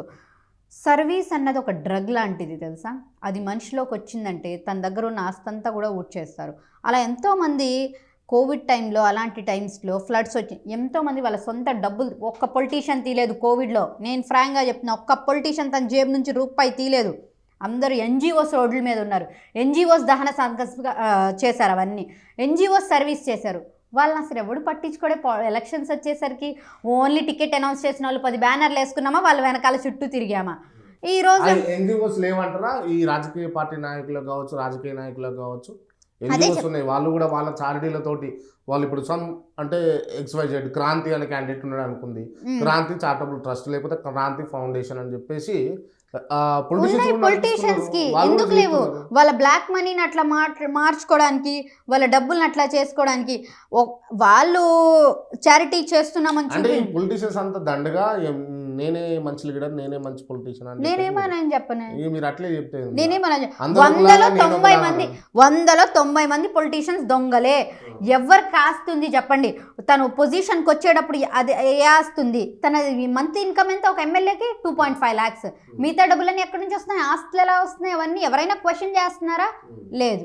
ఇప్పుడు ప్రేమ ఉండి ఇస్తుంటారు మేడం. ఇప్పుడు మీరు కూడా రేపటి నాడు ఎమ్మెల్యే అయినారు అనుకోండి, నేను కూడా వస్తా మేడం, ఇగో నా దగ్గర ఇది ఉన్నది, ఇది మీరు మంచి మంచి పనులు చేస్తున్నారు కానీ ఉంచండి అని చెప్పేసి మీ దగ్గర పెట్టిపోతాను నేను. దాంట్లో ఏముంది? ఉంచండి అని పెట్టిపోతారా? ఉంచండి అని అంటే ఉంచుకోండి అని చెప్పి తీసుకోండి అని చెప్పేసి ఒక గిఫ్ట్, మనీ ఇస్తారా? గిఫ్ట్గా అది నేను చారిటీకి వాడేస్తాను. కార్ ఇస్తుండొచ్చు, చారిటీకి వాడేస్తాను నేను. చారిటీకి వాడేస్తా. అందరు మీ అంత మంచి ఉండరు కదా మొదట్లో. నేను సూపర్ మంచిదాన్ని అని చెప్పనండి. నేను అబ్దుల్ కలాం గారి గురించి ఇలాంటివి విన్నప్పుడు వాళ్ళు చచ్చిపోయేటప్పుడు బుక్సే ఉన్నాయి, 6 జతలే ఉన్నాయి అని చెప్తే, ఇప్పుడున్న పిఎంస్ 2-3 లక్షల జత బట్టలు వేసుకోవడం ఇవన్నీ మన వల్ల అవ్వదు. సో మనం చనిపోయేటప్పుడు ఏమి తీసుకెళ్ళాం మనతో పాటు, మన వెనకాల మంచిగా మాట్లాడుకునే వాళ్ళే కావాలి. నాది అదే కోరిక. నేను చచ్చేటప్పుడు నా పేరు మీద ₹1 ఉండకూడదు. మా అమ్మ నాన్న కూడా అలాంటి మెంటాలిటీతోనే. ఇప్పుడు కూడా మాకేం లేదు, బట్ మా నాన్నగారు నాకు చెప్పేది, మేము చనిపోయేటప్పుడు ఏమన్నా మా పేరు మీద ఉంటే ఒక మద్రసాకో స్కూల్స్కో అలాంటి ఆర్ఫనేజెస్కో రాసి చచ్చిపోతాం, మీకు చదివించాల్సింది చదివేసాం అంతే. సో ఈ థాట్స్ నాకు మా అమ్మ నాన్న అటు సైడ్ నుంచి వస్తున్నాయి అంతే. ఆస్తి కోసం కొట్టుకోవడాలు ఇవన్నీ అవసరం లేదు. మీరు మా పేరు మీద ఏదన్నా ఉంటే మేము అట్లా చేసి వెళ్ళిపోతాం. మీకు చేయాల్సింది చేసేసాం, చదువు చెప్పేసాం అంతే. అంటే మీరు అసలు నేటివ్ ఎక్కడ మీది? విజయవాడ నుంచి కడపకు వచ్చి కడప రెడ్ల మధ్యలో మైనారిటీ బిడ్డగా ఎదుగుతున్నారు కదా, మీ మీద ఫోకస్ అయితే ఉంటుంది. రిక్కిలు నడుస్తాయి ఎప్పుడన్నా? మతలబ్ అంటే అరే వస్తుందేమో బెదిరిద్దాం రా అని చెప్పేసి ఎవరు చేయలేదండి అలా. వచ్చి ఎప్పుడు కార్ అడ్డుకోవడము చెప్పారు మా వాళ్ళు, మేడం మీరు సింగిల్కి వెళ్తున్నప్పుడు జాగ్రత్త మేడం, ఏం అవ్వదురా అని చెప్పారు. ఏం అవ్వాల ఇప్పుడు వరకు దేవుడి దయ వల్ల ఏం అవ్వలే. అవనంత వరకు బాగానే ఉంటుంది, అయితే ఇబ్బంది అవుతుంది. ఎందుకు చేస్తారు చెప్పండి? నేను ఒకడికి నాకు తెలిసి డైరెక్ట్గా నేను ఎవరికి అన్యాయం చేయలేదు, ఎవరికి చేయలేదు, నేను ఎవరికి చేయలేదు, నేను ఎవరికి దాంట్లో ఒకలా ఉంటుంది, ఎవరికి చేయలేదు. అవును, నన్ను వచ్చి డ్యామేజ్ చేయాలనుకున్నాడు పెద్ద బేవార్సే అయి ఉంటాడు, వాడికి రెస్పెక్ట్ ఇచ్చేది ఏంది? మంచోడైతే హాని చెయ్యాలి అనుకోడు కదా, మంచోడికి రెస్పెక్ట్ ఇస్తాం, మంచోడు కానోడికి ఎందుకు రెస్పెక్ట్ ఇవ్వాలి? నేను అందుకే అలాగే మాట్లాడాను. I'm clear about my words, language. నేను అదే చెప్తాను, ఎవడికి నేను అన్యాయం చేయలేదు. సో వాడెవడో వచ్చేవాడు కావాలని చెప్పి ఎవరి దగ్గర డబ్బులు తీసుకునేనా ఉండాలి, నన్ను భయపెట్టించాలి, వాడు షో చేసుకోవాలనుకున్నాడు ఎవరు ఉండాలి అంతే. ఓకే, ఈ ₹10 డాక్టర్ అని చెప్పేసి మీరు ఫేమస్ అయినారు కదా, మీ హాస్పిటల్కి ఎక్కువ హిందువులు వస్తారా, ముస్లింలు వస్తారా, క్రిస్టియన్లు వస్తారా, అందరు కలిసి వస్తారా? అన్ని రిలీజియన్స్ వస్తారా? అందరికి ఒకలాగా ట్రీట్మెంట్ చేస్తారా? అవును, నాకు నేర్పించింది ఎడ్యుకేషన్ ఒకటే కదా. మీరు నా హాస్పిటల్లోకి వచ్చినా చూడొచ్చు, ఏ రిలీజియన్ది ఉండదు, ఏది. చాలామంది నాకు గిఫ్ట్ తీసుకొచ్చి ఇస్తారు, మక్కా మదీనా క్యాలెండర్స్, ఫ్రేమ్స్ అలాంటివి పెట్టండి అని చెప్పేసి. నేను ఎక్కడా ప్రొజెక్ట్ చేయను. నా రూమ్లో ఖురాన్ ఉండేది ఫస్ట్ నుంచి, ఎందుకంటే నేను అక్కడే ప్రేయర్ చేసుకుంటాను కాబట్టి. నా మనసులో ఎందుకో అనిపించింది నేను ఒక బైబిల్, గీత లాంటిది కూడా పెట్టాలి అని చెప్పేసి. నేను వెళ్ళినప్పుడు నెల్లూరు ఒక సత్యం గారు అని చెప్పేసి నాకు గీత ఇచ్చారు గిఫ్ట్గా, అది కూడా తీసుకొచ్చి పెట్టాను. నేను నా ఫ్రెండ్ అని ఒక అమ్మాయి ఉంది, తనకు ఫోన్ చేసి మరి నాకు ఒక బైబిల్ కావాలి అంటే తను ఇంటికి పిలిచి మరీ గిఫ్ట్. సో నా రూమ్లో 3 ఉంటాయి. కాన్స్టిట్యూషన్ కూడా ఉంటుంది, అమెజాన్లో ఆర్డర్ పెట్టి మరి కాన్స్టిట్యూషన్ తెప్పించుకున్నాను. మీరు అంటే ఒక ముస్లిం సోదరుడిగా చెప్పండి, మసీద్కి ఎప్పుడైనా పోయిరా? వెళ్ళారా? అలో చేస్తారా? ముస్లిమ్స్ మసీదెస్ ఉన్నాయి కదండి. ఇప్పుడు మీరు ముస్లిమ్స్ పెళ్ళిళ్ళకి వెళ్ళారా? కర్టెన్ కట్టేసి ముస్లిమ్స్కి వేరు, లేడీస్కి వేరు, జెంట్స్కి వేరు ఉంటాయి కదా. అలాగే మసీదులో కూడా కింద ఫ్లోర్ లేడీస్కి ఇచ్చేయడమో, పైన ఇచ్చేయడమో, లేకపోతే ఇటు పక్క ఉన్నాయి ముస్లిం మసీదులు. వెళ్ళున్నాను నేను. ముస్లిం సోదరి వాళ్ళందరూ కూడా మసీదులో పోతారు. అందరూ వెళ్ళరండి,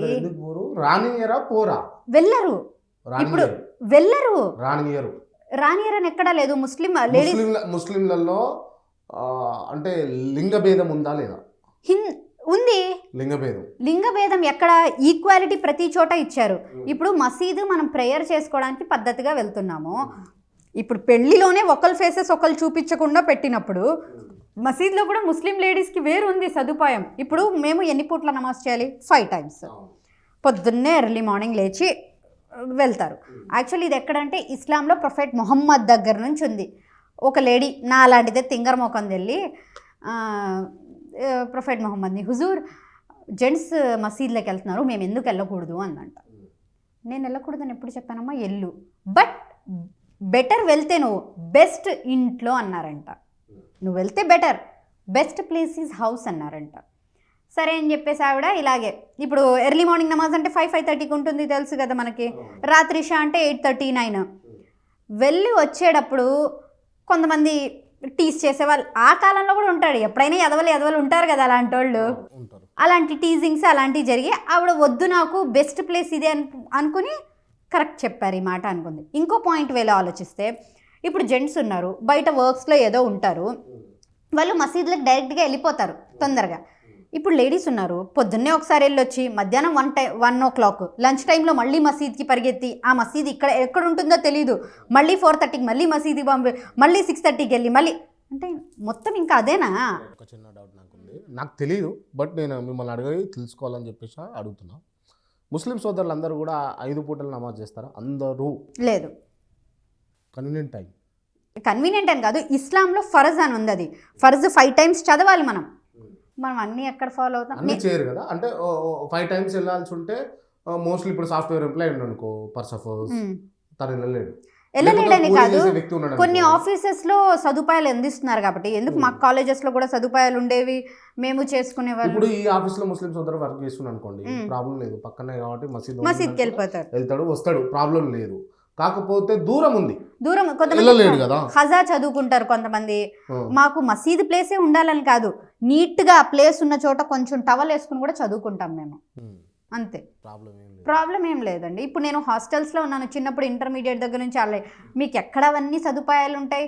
మేమే బెడ్ మీద మ్యాట్రస్ ఫ్లో తీసేసి అలా చదువుకునే వాళ్ళం, నమాజ్ చేసుకునే వాళ్ళం. కామన్ అదంతా. చేయాల్సిన వాళ్ళు చేస్తారు, నమాజ్ చెయ్యరు. ఇప్పుడు హిందూస్లో కూడా చాలా ఆచారాలు ఉన్నాయి, మడులు ఉన్నాయి, ఏవేవో ఉన్నాయి, అన్నీ ఫాలో అవ్వరు కదా. అసలు హిందూ ఆచారం ప్రకారం చెప్తే పంచి కట్టుకోవాలి, ఎవడు కట్టుకొని తిరుగుతున్నాడు? అన్నీ వెస్టర్న్ కల్చర్ని ఫాలో అవుతున్నారు. ఇప్పుడు నేను ఇవే అడుగుతున్నా, నేను ముస్లింల గురించి అడిగితే మీరు మళ్ళీ హిందువుల గురించి అడగడం ఎందుకు? నేను కంపారిజన్ చెప్తున్నాను. కంపారిజన్ అంటే వాళ్ళు అట్లా లేరు కదా, మేము ఉండాల్సిన అవసరం లేదనా, లేకపోతే ఆవశ్యకత ఎంతవరకు ఉందని చెప్పవాలి? లేదు, ప్రతి నోబడీ ఈజ్ పర్ఫెక్ట్ అని చెప్తున్నాను నేను ఒకటే చెప్పాలనుకుంటున్నాను, నోబడీ ఈజ్ పర్ఫెక్ట్. ఇప్పుడు నేను నా ఇస్లాంని మంచిగా ఫాలో అవుతున్నా, స్కార్ఫ్ వేసుకుని, నువ్వు ఫాలో అవరా నీ మతాన్ని? నువ్వు ఫాలో అవ్వకుండా నువ్వు వెస్టర్న్ కల్చర్ని ఫాలో అవుతూ జీన్స్లు వేసుకుని ఇది వేసుకుని నన్ను పాయింట్అవుట్ చేస్తున్నాడు. నేను నా ఇస్లాంలో కరెక్ట్ ఫాలో అవుతున్నా, నువ్వు ఫాలో అవ్వట్లా, పాయింట్అవుట్ మాత్రం నన్ను చేస్తున్నావు. ఎవరిది మిస్టేక్ అది? నాదైతే కాదు కదా. అండ్ బుర్కా వేసుకుంటారు కదా, దానికి రీజన్ ఏమై ఉంటుంది? బుర్కా ప్రొఫెట్ మొహమ్మద్ టైంలోనే వచ్చిందనమాట. అప్పటి నుంచే మనం ఫేస్ చూపించకూడదు, మన ఫాదర్ బ్రదర్ మన హస్బెండ్కి మాత్రమే అని చెప్పేసి. So it's a safe thing అని నేను నమ్ముతున్నాను అనమాట. బట్ అంటే దానివల్ల ఒక విమెన్ని ఒక ముస్లిం కమ్యూనిటీలో తొక్కి పెట్టడం, అణిచిపెట్టడం. ఇప్పుడు నన్ను ఎవరు తొక్కారు, ఎవరు అణిచిపెట్టారు? నన్ను అందరినీ కాదు, కొందరిని. థాట్స్ అవన్నీ. ఇప్పుడు మేడం మీ తండ్రి గారు కూడా అంటే ఎంతే మంచి జరిగితే ఎవరైనా ప్రోత్సహిస్తారు, ఏ పేరెంట్, మదర్ అయినా సరే, ఫాదర్ అయినా సరే. పో బిడ్డ మంచిగా చేస్తున్నావు కదా, సొసైటీకి ఇంత ఉపయోగం ఉన్నది నీ వల్ల, నువ్వు పో హైదరాబాద్లో ఇంటర్వ్యూలు, ఆంధ్రాలో సేవ చేయి, హైదరాబాద్లో సేవ చేయి అని చెప్పేసి మీ పేరెంట్స్ చెప్తారు. బట్ ఒక చిన్న ఇబ్బంది జరిగినప్పుడు గడప నుంచి కాలు బయట కూడా పెట్టనియరు మిమ్మల్ని. అంతే అంటారు. భయం అంటే ఉంటుంది కదా, పేరెంట్స్ కదా, ప్రాణ భయం అనేది కదా. అవును, ఉంటుంది. ఏది జరగనంత వరకు ఓకే, మిమ్మల్ని ఇట్లా తిరిగితే ప్రాబ్లం లేదు. అవును. అదే మీరు ప్రాబ్లం అయినప్పుడు, లేకపోతే స్టార్టింగ్ స్టేజ్లో ప్రాబ్లం అయి ఉంటే హెవీగా, అంటే ఇంతకు మించి మేము ఫేస్ చేయలేము అన్నది వాళ్ళకి వచ్చుంటే, వద్దమ్మా ఇదంతా దండం పెట్టి చెప్తున్నా, వద్దు బయటికి కూడా వెళ్ళకు, నువ్వు అదే బుర్కా వేసుకొని ఇంట్లోనే ఉండు అనేటోళ్ళ కాదా? అంటారేమో కాదు, అంటారు 100% ఇంకా కదా. అంటే అణిచివేత అనేది నేర్పించుకుంటూ వస్తారు. ఇప్పుడు మిమ్మల్ని చూసి ఇప్పుడు నేను చెప్పేది అంటే, మిమ్మల్ని చూసి మీ తోబుట్టువో, లేకపోతే మీ కజినో, లేకపోతే దూరం ఎక్కడో ఉన్నామో, లేకపోతే ఇప్పుడు వీడియో చూస్తున్న ఒక ముస్లిం సోదరి ఇన్స్పైర్ అవుతుంది. ఎందుకు బుర్కా వేసుకోవాలి, నా ఫేస్ చూపించుకోగలుగుతా, నేను ఏదైనా మాట్లాడగలుగుతా, ఏదైనా చెప్పగలుగుతా, బుర్కా వేసుకొని నా ముఖాన్ని ఎన్ని రోజులు దాచుకోవాలి నేను అన్నది బయటికి వచ్చే థాట్ అయితే వస్తుంది. బుర్కా వేసుకుని ఫేస్ దాచుకున్నది మాట కాదండి. బుర్కా వేసుకుని ఫేస్ కవర్ చేసుకుని డాక్టర్స్ వర్క్ చేసే వాళ్ళు కూడా ఉన్నారు. బుర్కా వేసుకుని ఏదైనా చేసేవాళ్ళు. బుర్కా వల్ల ఉపయోగం కంటే అనర్థమే ఎక్కువ ఉన్నది. వ్యక్తిత్వాన్ని చంపుకొని బతుకుతున్నారు ఎంతో మంది ముస్లిం సోదరీమణులు. బుర్కా వ్యక్తిత్వానికి అడ్డొస్తుందంటే నేను అస్సలు నమ్మనండి, అస్సలు నమ్మను. ధైర్యంగా ముఖం చూపించుకొని మాట్లాడాలి అని చెప్పేసి ఏ ముస్లిం సోదరికి అనిపించదా? అంటే ధైర్యం అన్నది ముఖం చూపిస్తే, కళ్ళు చూపిస్తేనే ధైర్యమనా? వాయిస్ రేస్ చేస్తేనేనా ధైర్యం? అనేది ఒకరికి ప్రూవ్ చేసుకుంటేనే నేను ధైర్యంగా ఉన్నానా, లేకపోతే నాకు ధైర్యం లేదా? ఇవేంటంటే మెయిన్గా ఎక్కువ మీరు చెప్తున్నారు కదా, ముస్లిమ్స్ అణిచివేస్తున్నారు, ఇలా చేస్తున్నారు. పేరెంట్స్లో ఒక టైప్ ఆఫ్ భయం. మేబీ మీరు అన్నట్టు ఒక ఎడ్యుకేషన్ కాన్సెప్ట్ లేదు, అది లేదు. బయట జరుగుతున్న ఇష్యూస్ వల్ల ఇంకా భయాలు పెరిగిపోతున్నాయి. నేను చెప్తున్నాను కదా, నాకు చాలామంది వచ్చి 10th అయిపోయింది, ఇంటర్ అయిపోయింది, పెళ్లి చేసేస్తున్నాను. బయట సొసైటీ బాగాలేదు మేడం, బయట ఇలా ఉంది మేడం, బయట అలా ఉంది మేడం, అమ్మాయికి కాలేజ్ పంపించాలంటే భయం ఉంది మేడం. దానివల్ల వాళ్ళు భయపడుతున్నారు. అంటే ఎక్కడ రాంగ్ స్టెప్స్ వేస్తారో అని చెప్పేసి వద్దు అనుకుని ఆపేస్తున్నారు అంతే, అంతకుమించి ఏం లేదు. ఎందుకంటే ఆ ఏజ్ కూడా అంతే, ఆ పిల్లలది టీనేజ్ ఆ టైంలో. సో వాళ్ళకి అర్థం కాదు. సో 1-2 మిస్టేక్స్ చేస్తారు, కామన్ అదంతా. సో దానివల్ల ఇంకా పేరెంట్స్ భయపడిపోయి వద్దులే అమ్మా, ఎడ్యుకేషన్ వద్దు, చదువు వద్దు, నువ్వు బుర్కా వేసుకునేళ్ళు, ఇలాంటివి వస్తున్నాయి అంతే, అంతకుమించి ఏం లేదు. కాలక్రమేణా కాలం మారుతున్న కొద్దీ సంస్కృతులు ఆచారాలు కూడా మారాల్సిన అవసరం అయితే ఉంటుంది అన్నది నా అభిప్రాయం. ఆచారాలు సంస్కృతులు అంటే ఎలా మారాలనుకుంటున్నారు మీరు? సంస్కృతులను కాపాడుకుంటూ ఆచారాలని, ఇప్పుడు బుర్కా అనేది ఒక ఆచారం అంతే కదా. ఇప్పుడు కాలక్రమేణా ఒక ముస్లిం విమెన్ బయటకు వచ్చి అనర్గళంగా మాట్లాడగలగాలి, తన మనసులో ఉంది చెప్పుకోగలగాలి అని అనుకుంటే బుర్కా బుర్కా అడ్డం కావద్దు అన్నది నా అభిప్రాయం. బుర్కా వల్ల అడ్డం ఏం లేదే, బుర్కా అడ్డం ఏమి మేడం. ఇప్పుడు నూరి పరి అని అంటే జస్ట్ స్కార్ఫ్ ఫేస్ తోటి ఒక ఫిగర్ ఫైండ్ అవుట్ అవుతుంది ప్రతి ఒక్క వీవర్కి, చూసేటోళ్ళకు, మీ ఫాలోవర్స్, మీ యాంటీ ఫాలోవర్స్ కూడా, అంటే మిమ్మల్ని వ్యతిరేకించడంలో కూడా నూరిపరి అంటే ఇదేని అనుకుంటుంది. అదే ఓ బుర్కా వేసుకొని వచ్చి మీరు ఇంటర్వ్యూలు ఇచ్చుంటే కనుక ఎట్లా ఫైండ్ అవుట్ చేసేది? ఫైండ్ అవుట్ చేయడం ఏముందండి, ఇప్పుడు మీకు గుర్తింపు రావాలంటే ఎట్లా మేడం? ఫేస్ అయినా గుర్తింపు, మరి ఫేస్ చూపించకుండా వాయిస్ మాట్లాడితే. రేపు నేను నోస్ పీస్ పెట్టుకుని మాట్లాడతానండి, దాంట్లో ఏమైంది? ఇప్పుడు నాకు నోస్ పీస్ పెట్టుకుని మాట్లాడతాను, ఏమవుతుంది? నా వాయిస్, నా థాట్స్ వెళ్ళాల్సినవి జనాల్లోకి వెళ్తున్నాయి కదా. నా ఫేస్ పోవాలా? నా థాట్స్, ఐడియాలజీ వెళ్తే చాలదా? అంతే కదా, ఫేసే వెళ్ళాల్సింది అవసరం లేదు కదా. ఫేస్ ఎందుకు వస్తుంది? ఫేస్ ఏమి ఇంపార్టెన్స్ లేదు. ఈ బుర్కా అనేది మాకు అసలు అడ్డే కాదు. బుర్కా వేసుకుని ఎన్నో చేస్తున్నారు చాలామంది. ఈవెన్ బుర్కా వేసుకుని ఎంతోమంది ట్రైనర్స్ ఉన్నారు, మోటివేషనల్ వాళ్ళు చాలామంది ఉన్నారు. దాంట్లో ఏం అసలు స్కార్ఫ్ అనేది మాకు అసలు ఇబ్బందే కాదు, నేను హ్యాపీగా వేసుకుంటున్నా. దయచేసి అంటే ఇబ్బంది మీకు కాదు, ఇబ్బంది అయ్యేటోళ్ళు బుర్కా తీసి బయటికి రావచ్చా? అది వాళ్ళ ఫ్యామిలీ, వాళ్ళ ఇష్టం అన్నమాట, నేను చెప్పలేను. నేను నా ప్రొఫెట్ మొహమ్మద్ వేసుకోండి అని రూల్ పెట్టారు, నేను వేసుకుంటున్నా, ఫాలో అవుతున్నా హిజాబ్ అన్నది అంతే. ఇంకా వేరే వాళ్ళ పర్సనల్ లైఫ్ నాకు అనవసరం. అది ఇప్పుడు పక్క అమ్మాయి చెప్తా వేసుకుంటే వేసుకునేది, లేకపోతే లేదు. నన్ను చాలామంది చెప్తారు, మేడం మీరు డ్రెస్ ఇలా కాకుండా ఫుల్ బుర్కా వేసుకోండి అంటారు. వాళ్ళ ఒపీనియన్ వాళ్ళు షేర్ చేసుకుంటారు, ఫాలో అవడం కూడా నా ఇష్టం, అదంతే. మీ హ్యాండ్కున్న జస్ట్ తస్బీ జపం చేసుకుంటాం కదా, తస్బీ. ఏం జపం చేస్తారు? దేవుడి నేమ్స్ అలాంటివి. ఏమని చేస్తుంటారు? బయటికి చెప్పొద్దా? బయటికి చెప్పేది ఏముంది? మీరు చెప్పినట్టు ఔజ్ బిల్లా, అల్లాహు అక్బర్, యా మాలిక్, యా అల్లా, యా రబ్, అస్తగఫిరుల్లా, ఇలాంటి దరూద్ షరీఫ్, ఇలాంటివన్నీ చేసుకుంటూ ఉంటాం అన్నమాట. ఓకే. ముస్లిం సోదరుల మీద అంటే టోటల్ ఈ ఇంటర్వ్యూ అంతా కూడా నాన్ పొలిటికల్గా వెళ్తుందని దయచేసి ఏమనుకోకండి ముస్లిం సోదరిమణులారా. విషయం ఏంటి అంటే ముస్లిం సోదరులలో చాలామంది కూడా పాకిస్తాన్కి కనెక్టివిటీలో ఉన్నారు అని విన్నారు, ఉన్నారు అని అంటున్నారు, ఉన్నారు అని వింటున్నాము.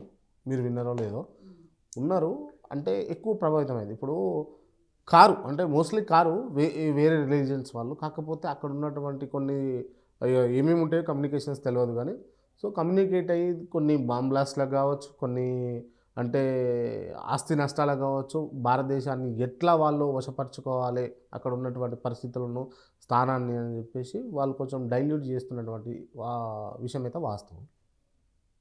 దీన్ని మీరు ఏమంటారు? ఒకవేళ పాకిస్తాన్ కనుక ముస్లిం సోదరులు సపోర్ట్ చేస్తే? చెప్పలేమండి, చెయ్యొచ్చు కదా.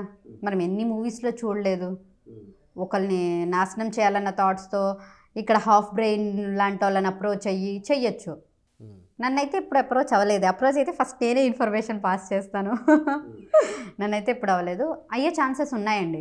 చెప్తున్నాను కదా. రిలీజ్ అలాంటి వాళ్ళ కోసం అంటే మన ముస్లిం సోదరులకు మీరు ఏం చెప్తారు అంటున్నా. రే మనం పుట్టింది ఇండియాలో, మనం ఉండేది ఇండియా కోసం, మనం భారతీయులం. పాకిస్తాన్ తొక్కతోలు ఏమీ లేదు. అప్పుడు ఏదో విడదీయాలి అనుకుని విడదీసి ఇండియా పాకిస్తాన్ అని చేశారు.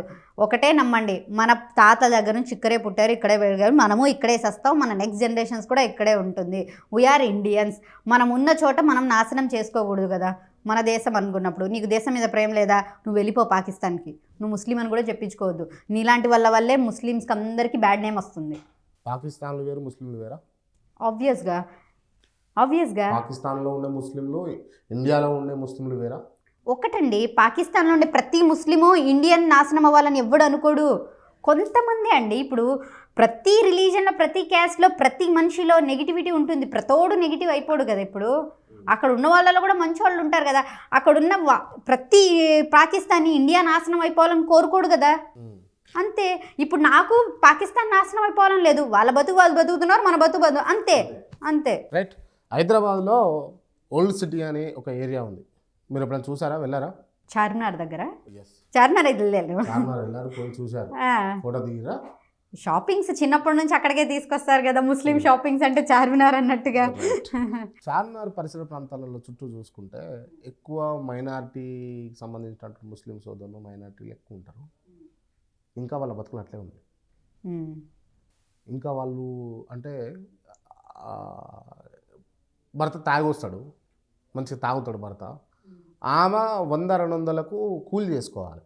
కూలి చేసుకొని కుటుంబాన్ని మళ్ళీ ఎక్కువ ఉంటుందంటే ముస్లిం సోదరులలో ఫ్యామిలీ పెద్దగా ఉంటుంది. ఆ కుటుంబాన్ని అంతా గడపాలి. 500తోటి 200తోటి ఇల్లు సరిగ్గా ఉండదు, ఇల్లుకు డోర్ సరిగ్గా ఉండదు, ఆ డోర్ ఉన్నా ఆ డోర్కు బేయడం కూడా సరిగ్గా ఉండదు. అటువంటి పరిస్థితులు ఉన్నాయి. అదంతటికి కారణము చూసుకుంటే అక్కడ పరిపాలిస్తున్నటువంటి నాయకులు. ఆ నాయకులు ఎవరు అని అంటే మళ్ళీ ముస్లిం సోదరులే. ఎందుకు అట్లనే జరుగుతుంది? Maybe lack of education. ఇప్పుడు నేను చాలా ఫ్యామిలీస్ చూసాను మా రిలేటివ్స్లో, వాళ్ళు కూడా తాగుబోతులు, పిల్లల్ని పట్టించుకోలేదు. బట్ ఆ పిల్లలు ఇప్పుడు చదువుకుని బయటకు వచ్చి వాళ్ళ పేరెంట్స్ని ఎంతో బాగా చూసుకుంటూ చేసుకుంటున్నారు. ఎడ్యుకేషన్ ఇవ్వాలి ఫస్ట్. మనం మంచి ఎడ్యుకేషన్ ఇచ్చామనుకోండి, అజ్ఞానం మొత్తం పోతుంది. ల్యాక్ ఆఫ్ ఎడ్యుకేషన్ ఇవన్నీ జరుగుతున్నాయి. మంచి ఎడ్యుకేషన్ ఇవ్వండి అంతే. కానీ అక్కడ ఉన్నటువంటి ముస్లిం సంబంధించినటువంటి ఎంఐఎం పార్టీ ఎక్కువ రిప్రజెంట్ చేస్తూ ఉంటుంది ఆ ఏరియానంతా కూడా. దాదాపు 7 కాన్స్టిట్యున్సీలు ఉన్నాయి. అక్కడ కూడా అందరూ అల్టిమేట్ 7 గెలిచారా ఎంఐఎం? గెలిచేదంతా వాళ్ళే. ఇప్పటికి కూడా ఓల్డ్ సిటీ ఓల్డ్గానే ఉన్నది, న్యూ సిటీగా మారలేదు ఇంతవరకు కూడా. అక్కడ పరిస్థితులు మారలేదు. ఇంకా మతాలు, కులాలు, గొడవలు ఈ వీటికి అడిక్ట్ చేసి వదిలేసి తప్పించి వాళ్ళలో చైతన్యం లేదు, ఎడ్యుకేషన్ లేదు, హెల్త్ లేదు, నీట్నెస్ లేదు. అక్కడ ఈ మార్పు రావాలి అని అంటే నాయకత్వ లోపమా లేకపోతే అక్కడ ఉన్న ప్రజల లోపమా?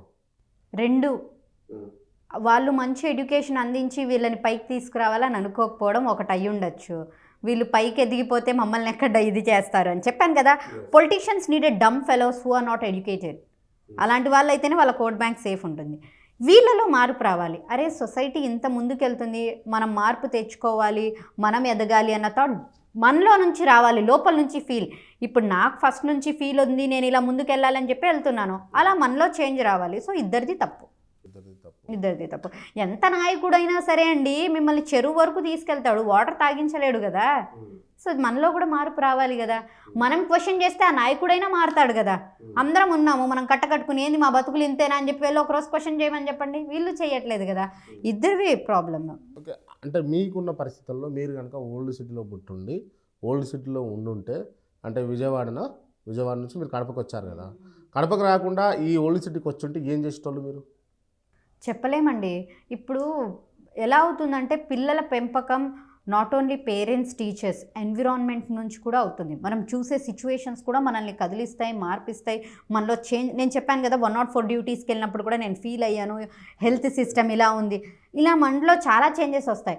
ఇప్పుడు చిన్నప్పటి వరకు నాలో ఒక థాట్ ఉండేది, పాలిటిక్స్కి వెళ్ళిపోవడం పెద్ద ఈజీ, పాలిటిక్స్లో ఇలా చేసేయచ్చు అలా చేసేయచ్చు అని. ఇప్పుడు పాలిటిక్స్ ప్రెజెంట్ చూస్తుంటే ఎంట్రీ ఇవ్వాలంటే ఇలా ఉండాలా, మళ్ళీ దాంట్లో వాళ్ళకి జైలు కొట్టాలా, తలూపాలా, బిస్కెట్స్ వేయాలా, ఇన్ని ఉంటాయి. సో అక్కడ పరిసరాలని బట్టి మనల్ని మనం మార్చుకోవడము. ఒకవేళ నేను ఓల్డ్ సిటీలో పుట్టుంటే నా థాట్స్ కూడా ఎలా ఉండేవో చెప్పలేను కదా. నేను సో ఒకటి ఎడ్యుకేషన్ దేవుడు మనకి ఇచ్చాడు. మా ఇస్లాంలో కూడా ఎడ్యుకేషన్లో ఫస్ట్ నుంచి from the beginning prophet Muhammad దగ్గర నుంచి వచ్చింది మనకి ఎడ్యుకేషన్. మా దాంట్లో అప్పటి నుంచి కూడా ఈక్వాలిటీ, లేడీస్ని కూడా చదవమని చెప్పాము. ఆ ఎడ్యుకేషన్ దగ్గర అయితే ఇలాంటి అజ్ఞానం అంతా పోతుందని నేను నమ్ముతాను. అది ఇస్లామిక్ రిలీజియస్ అవనివ్వండి, ఇది బయటదైనా ఇవ్వండి. ఇస్లాం ఏమీ మీకు ముందుకెళ్ళొద్దు చదవద్దు అని ఆపదు. ఇది అయినా అంతే, 2 ఎడ్యుకేషన్స్ ఉండాలి.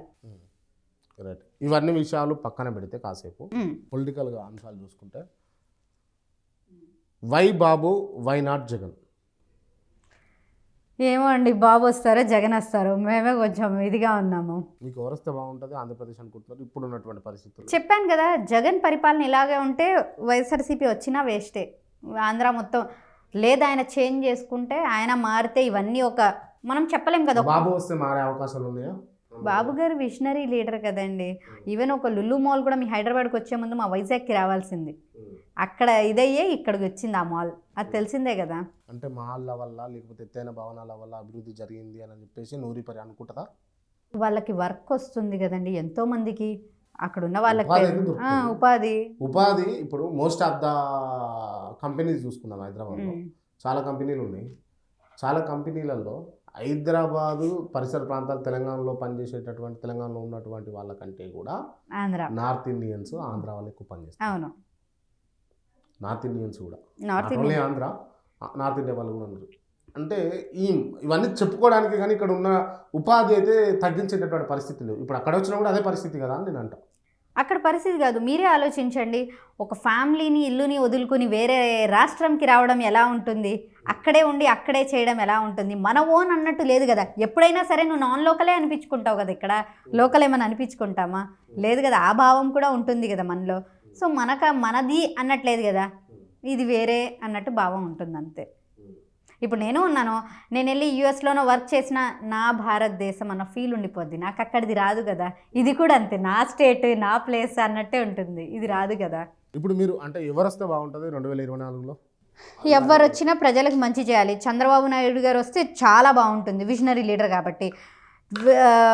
వైఎస్ఆర్సీపీ పార్టీ తీరు మార్చుకుంటే ఇంకా బాగుంటుంది. రైట్. అంటే నేను ఒకటి అంటే గమనించిన, నాకు కూడా వేరే వాళ్ళు చెప్పారు, బాబు వస్తే ఒకవేళ గెలిస్తే టీడీపీ గెలిస్తే బాబు సీఎం అవుతాడు, వైసీపీ గెలిస్తే జగన్ సీఎం అవుతాడు, పవన్ కళ్యాణ్ అసలు సీఎం కావాలంటే ఫస్ట్ ఎమ్మెల్యే కావాలి అన్నట్టుగా మీరు పోస్ట్ పెట్టిరా?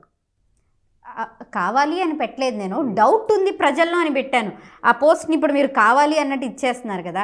చాలామంది చాలా విధాలుగా చెప్తారు, నాకు డౌట్ వచ్చింది, నేను ప్రతిదీ పెట్టేస్తాను అంతే.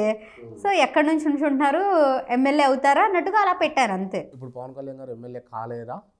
అవుతారు, అవ్వాలనే కోరుకుంటున్నాం. అవుతారో అవరో నాకు తెలియదు. ముఖ్యమంత్రి అయితే ఎవరు? ముఖ్యమంత్రి చంద్రబాబు నాయుడు గారు. ముఖ్యమంత్రి చంద్రబాబు నాయుడు మీకు చెప్పిరా? మాకు చెప్పడం ఏముంది, ఆయన అవసరం ఉంది కాబట్టి ఆంధ్రాకి అందరూ ఆయన్నే చేస్తారు ఆబ్వియస్గా. మీకు నాకు తెలియంది ఏముందండి, అక్కడ 24 సీట్లు, ఇక్కడ ఎన్ని సీట్లు మీరే ఆలోచించుకోండి, అక్కడే తెలిసిపోతుంది కదా తేడా మనకి. సో అసలు పవన్ కళ్యాణ్ గారికి ఛాన్సే లేదు కదా సీఎం? 2024లో లేదు, భవిష్యత్తులో ఉండొచ్చు. ఆబ్వియస్గా ఉండొచ్చు. పవన్ కళ్యాణ్ గారి గురించి మీ అభిప్రాయం ఏంది అసలు? అంటే వీరోచిత పోరాటం చేసి ఎక్కడ సమస్య ఉంటే అక్కడికి పోతూ అక్కడ వాళ్ళను ఆర్చి తీర్చే విధంగా ఆయన అంటే పోరాటం చేస్తూ ఇబ్బంది పడుతూ వాళ్ళు అడ్డుకున్నా వీళ్ళు అడ్డుకున్నా పోలీసులు అడ్డుకున్నా అంత కష్టపడ్డా ఆయనకి.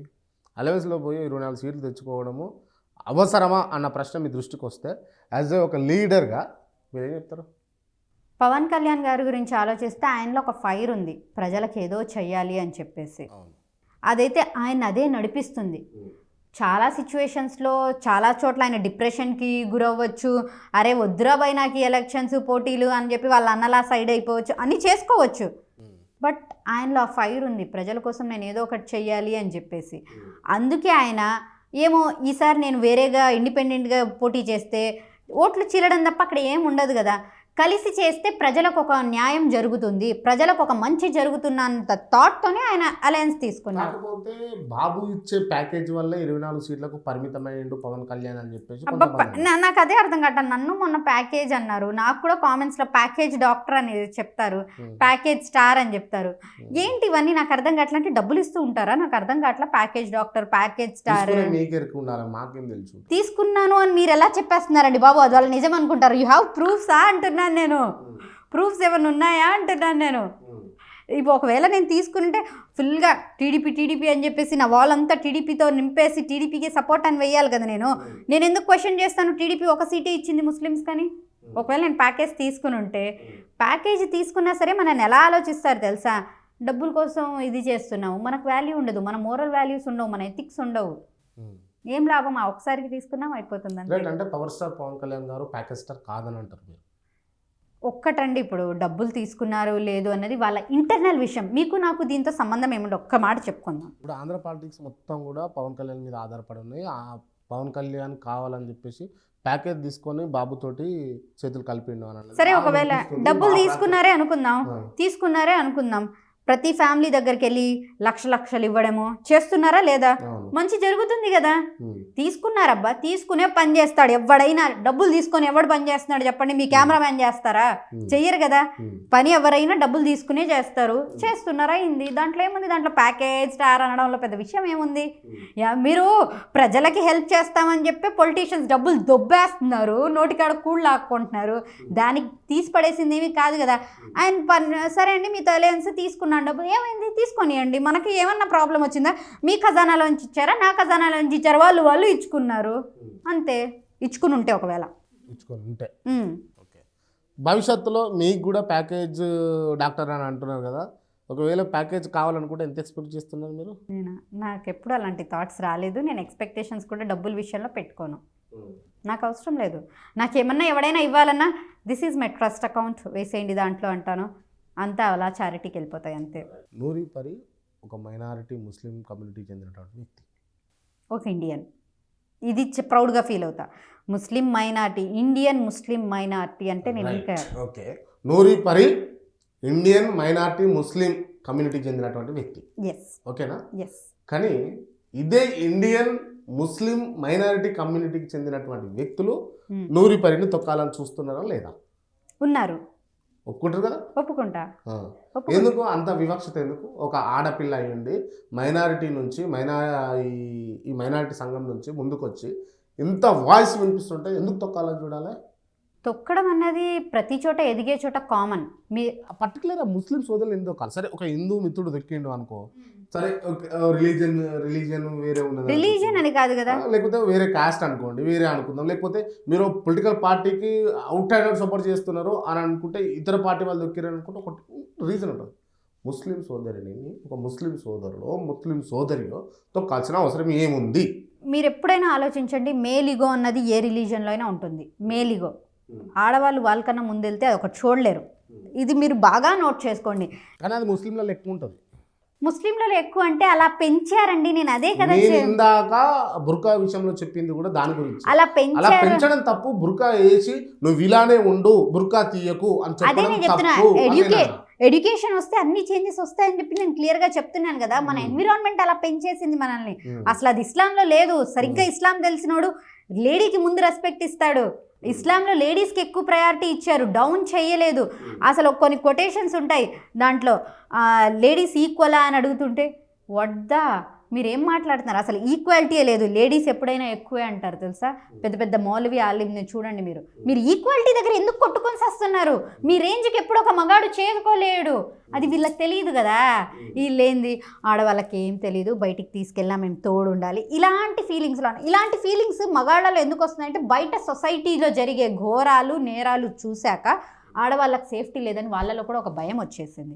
దానివల్ల ఇంకా గాజు బొమ్మల్లా చూస్తున్నారు అంతే, అంతకు మించి ఏం లేదు. ఇప్పుడు నన్ను తొక్కాలి అనుకున్నది కామన్, అందరికీ ఉంటుందండి. నేను ఎక్కడి నుంచో విజయవాడ నుంచి వచ్చాను, కడప, నాన్ లోకల్ అయి పిల్ల, మేము ఎన్నో సంవత్సరాల నుంచి ఉన్నాము, మాకు లేని పేరు, మాకు లేని ఇది, ప్రతి వాళ్ళు ఈ పిల్ల గురించి బాగా చెప్పుకుంటున్నారు. ఒక type of jealous point of వ్యూతో తొక్కాలి అనుకుంటారు అంతే, కామన్ థింగ్. దాంట్లో ఏం పెద్ద విషయం లేదే. మేడం ఇప్పుడు ఇక్కడికి వచ్చేటప్పుడు మీరు ఒక్కరే వచ్చారు కదా, అవును. మీరు అంటే మీ ఎడ్యుకేషన్ క్వాలిఫికేషన్ MBBS FICM. అంటే బాగా చదువుకున్నారు, బాగా దేవుడి దయ సాధించా. చదువుకున్నారు మీరు. ఓకే. అంటే కమ్యూనిటీలో ముస్లిం కమ్యూనిటీలో ఉన్న వాళ్ళ దాంట్లో మీరు ఒక బెస్ట్గా చదువుకున్నారు. అంటే చాలా మంది నాకన్నా స్పెషలైజేషన్స్ చేసిన వాళ్ళు ఉన్నారు. Yes, ఉన్నారు. బట్ దాన్ని సోషల్ యాక్టివిటీస్ పరంగా అంటే మీరు ఉంటున్నారు కాబట్టి ఎడ్యుకేషన్ అనేది అంటే ఒక జ్ఞానము, ఒక తెలివి కోసము, సమాజంలో ఎట్లా బతకాలన్న దానికోసం మీరు తప్పించి వేరే దాని గురించి కాదు అని అన్నది ప్రొజెక్ట్ చేస్తూ ఎట్లా బతకొచ్చు అని అన్నది మీరు చూపిస్తున్నారు. నిజంగా చెప్తున్నా. అంటే నేను ఎందుకు ఈ అంశాలు మాట్లాడాల్సి వస్తుందంటే చాలామంది నా ఫ్రెండ్స్ వాళ్ళ సిస్టర్స్ కావచ్చు, లేకపోతే ఇంకోళ్ళు వాళ్ళకు మీలా ఉండాలని ఉంటుంది, ఒక నూరి పరిలా ఉండాలని ఉంటుంది. ఓపెన్గా మాట్లాడితే నూరి పరిలో మేము కూడా బయటికి రావాలి, నూరి పరిలో మేము కూడా మాట్లాడగలగాలి, నూరి పరిలాగా మేము కూడా చారిటీస్ చేయాలని వాళ్ళకు కూడా ఉంటుంది. కానీ వాళ్ళు రాలేని పరిస్థితి. అట్లాంటి వాళ్ళు బయటికి రావాలి, ఇంకా రావాలి. అంటే ఇప్పుడు మీరు ఒక్కరు ఉన్నారు కాబట్టి మిమ్మల్ని తొక్కాలని చూస్తారు. మీ అట్లాంటి వాళ్ళు నూరి పరిలు 100 మంది ఉంటే ఎవరు తొక్కాలని చూస్తాడు? అలాంటి వాళ్ళు రావాలంటే మీరు ఏం చెప్తారు ఈ ఇంటర్వ్యూ ద్వారా? నేను ఒకటే చెప్తున్నానండి, ఇప్పుడు మా పేరెంట్స్ ఉన్నారు, మా పేరెంట్స్ ఎడ్యుకేటెడ్ కాదు. వాళ్ళు నన్ను పద్ధతిగా 9 to 4 జాబ్ చేసుకుని టీచర్ జాబ్లో వేసేసి 9 to 4 పద్ధతిగా బుర్కా వేసుకుని వెళ్తాను వచ్చేస్తాను, అలా అయిపోద్ది, ఏదో సంపాదించుకునేది బతికిద్ది, ఉర్దూ టీచర్లా ఉంటుంది అనుకున్నారు. బట్ నేను అలా ఆలోచించలేదు. నా థాట్స్ వేరు. నేను మంచిగా చదువుకున్నా, నేను మంచిగా బయటకు వచ్చా అంటే పేరెంట్స్ సపోర్ట్ ఆటోమేటిక్గా నాకు వచ్చేసింది. ఎందుకు? నేను చదువుకున్నా, నేను మంచి పనులు చేస్తూ నేను ఇది చేశానని చెప్పేసి. ఇప్పుడు నువ్వు చదువుకో, నిన్ను ఎవడాపుతాడు? కొంతమంది పేరెంట్స్ రెస్ట్రిక్ట్ చేస్తారు, బట్ మనం ముందుకు వెళ్తూ పోతే ఏ పేరెంట్ ఆపడు. ఇది ఒక్క పాయింట్ గుర్తుపెట్టుకోండి. మీకు బయట నుంచి స్కాలర్షిప్స్ వస్తాయి, ఏదో వస్తాయి, మీరు చదువుకోకుండా ఫోన్లు పట్టుకుని రీల్స్ చూసుకుంటూ వీడియోలు చూసుకుంటూ ముందుకు వెళ్ళాలంటే ఎవ్వడు వెళ్ళలేడు. నేను బయటకు వచ్చానంటే ఈరోజు నా ఎడ్యుకేషన్ వల్లే నేను బయటకు వచ్చాను. మీరు చదువుకోండి ఫస్ట్, అడేలాగా ఉంది కదా, చదువుకోండి మీరు ఫస్ట్ అని. సో చదువే మనల్ని దారి చూపిస్తుంది. ఆటోమేటిక్గా ఎడ్యుకేషన్ ఎవ్రీథింగ్, అజ్ఞానాన్ని తోసేస్తుంది. Thank you madam, thank you so much. నేను థ్యాంక్స్ చెప్పాలి, ఇంత సాఫీగా మీతో ఇంటర్వ్యూ అవుతుంది అని నేను అనుకోలేదు. ఎవ్రీ టైం అబ్బా ఏం కాంట్రవర్సీ చేస్తారో ఈయన క్రాంతి గారు, మళ్ళీ ఏముంటుందో అని అనుకుంటూ ఉంటాను. దేవుడి దయ వల్ల బాగా జరిగిపోయింది. థ్యాంక్ యూ అండి. Thank you so much.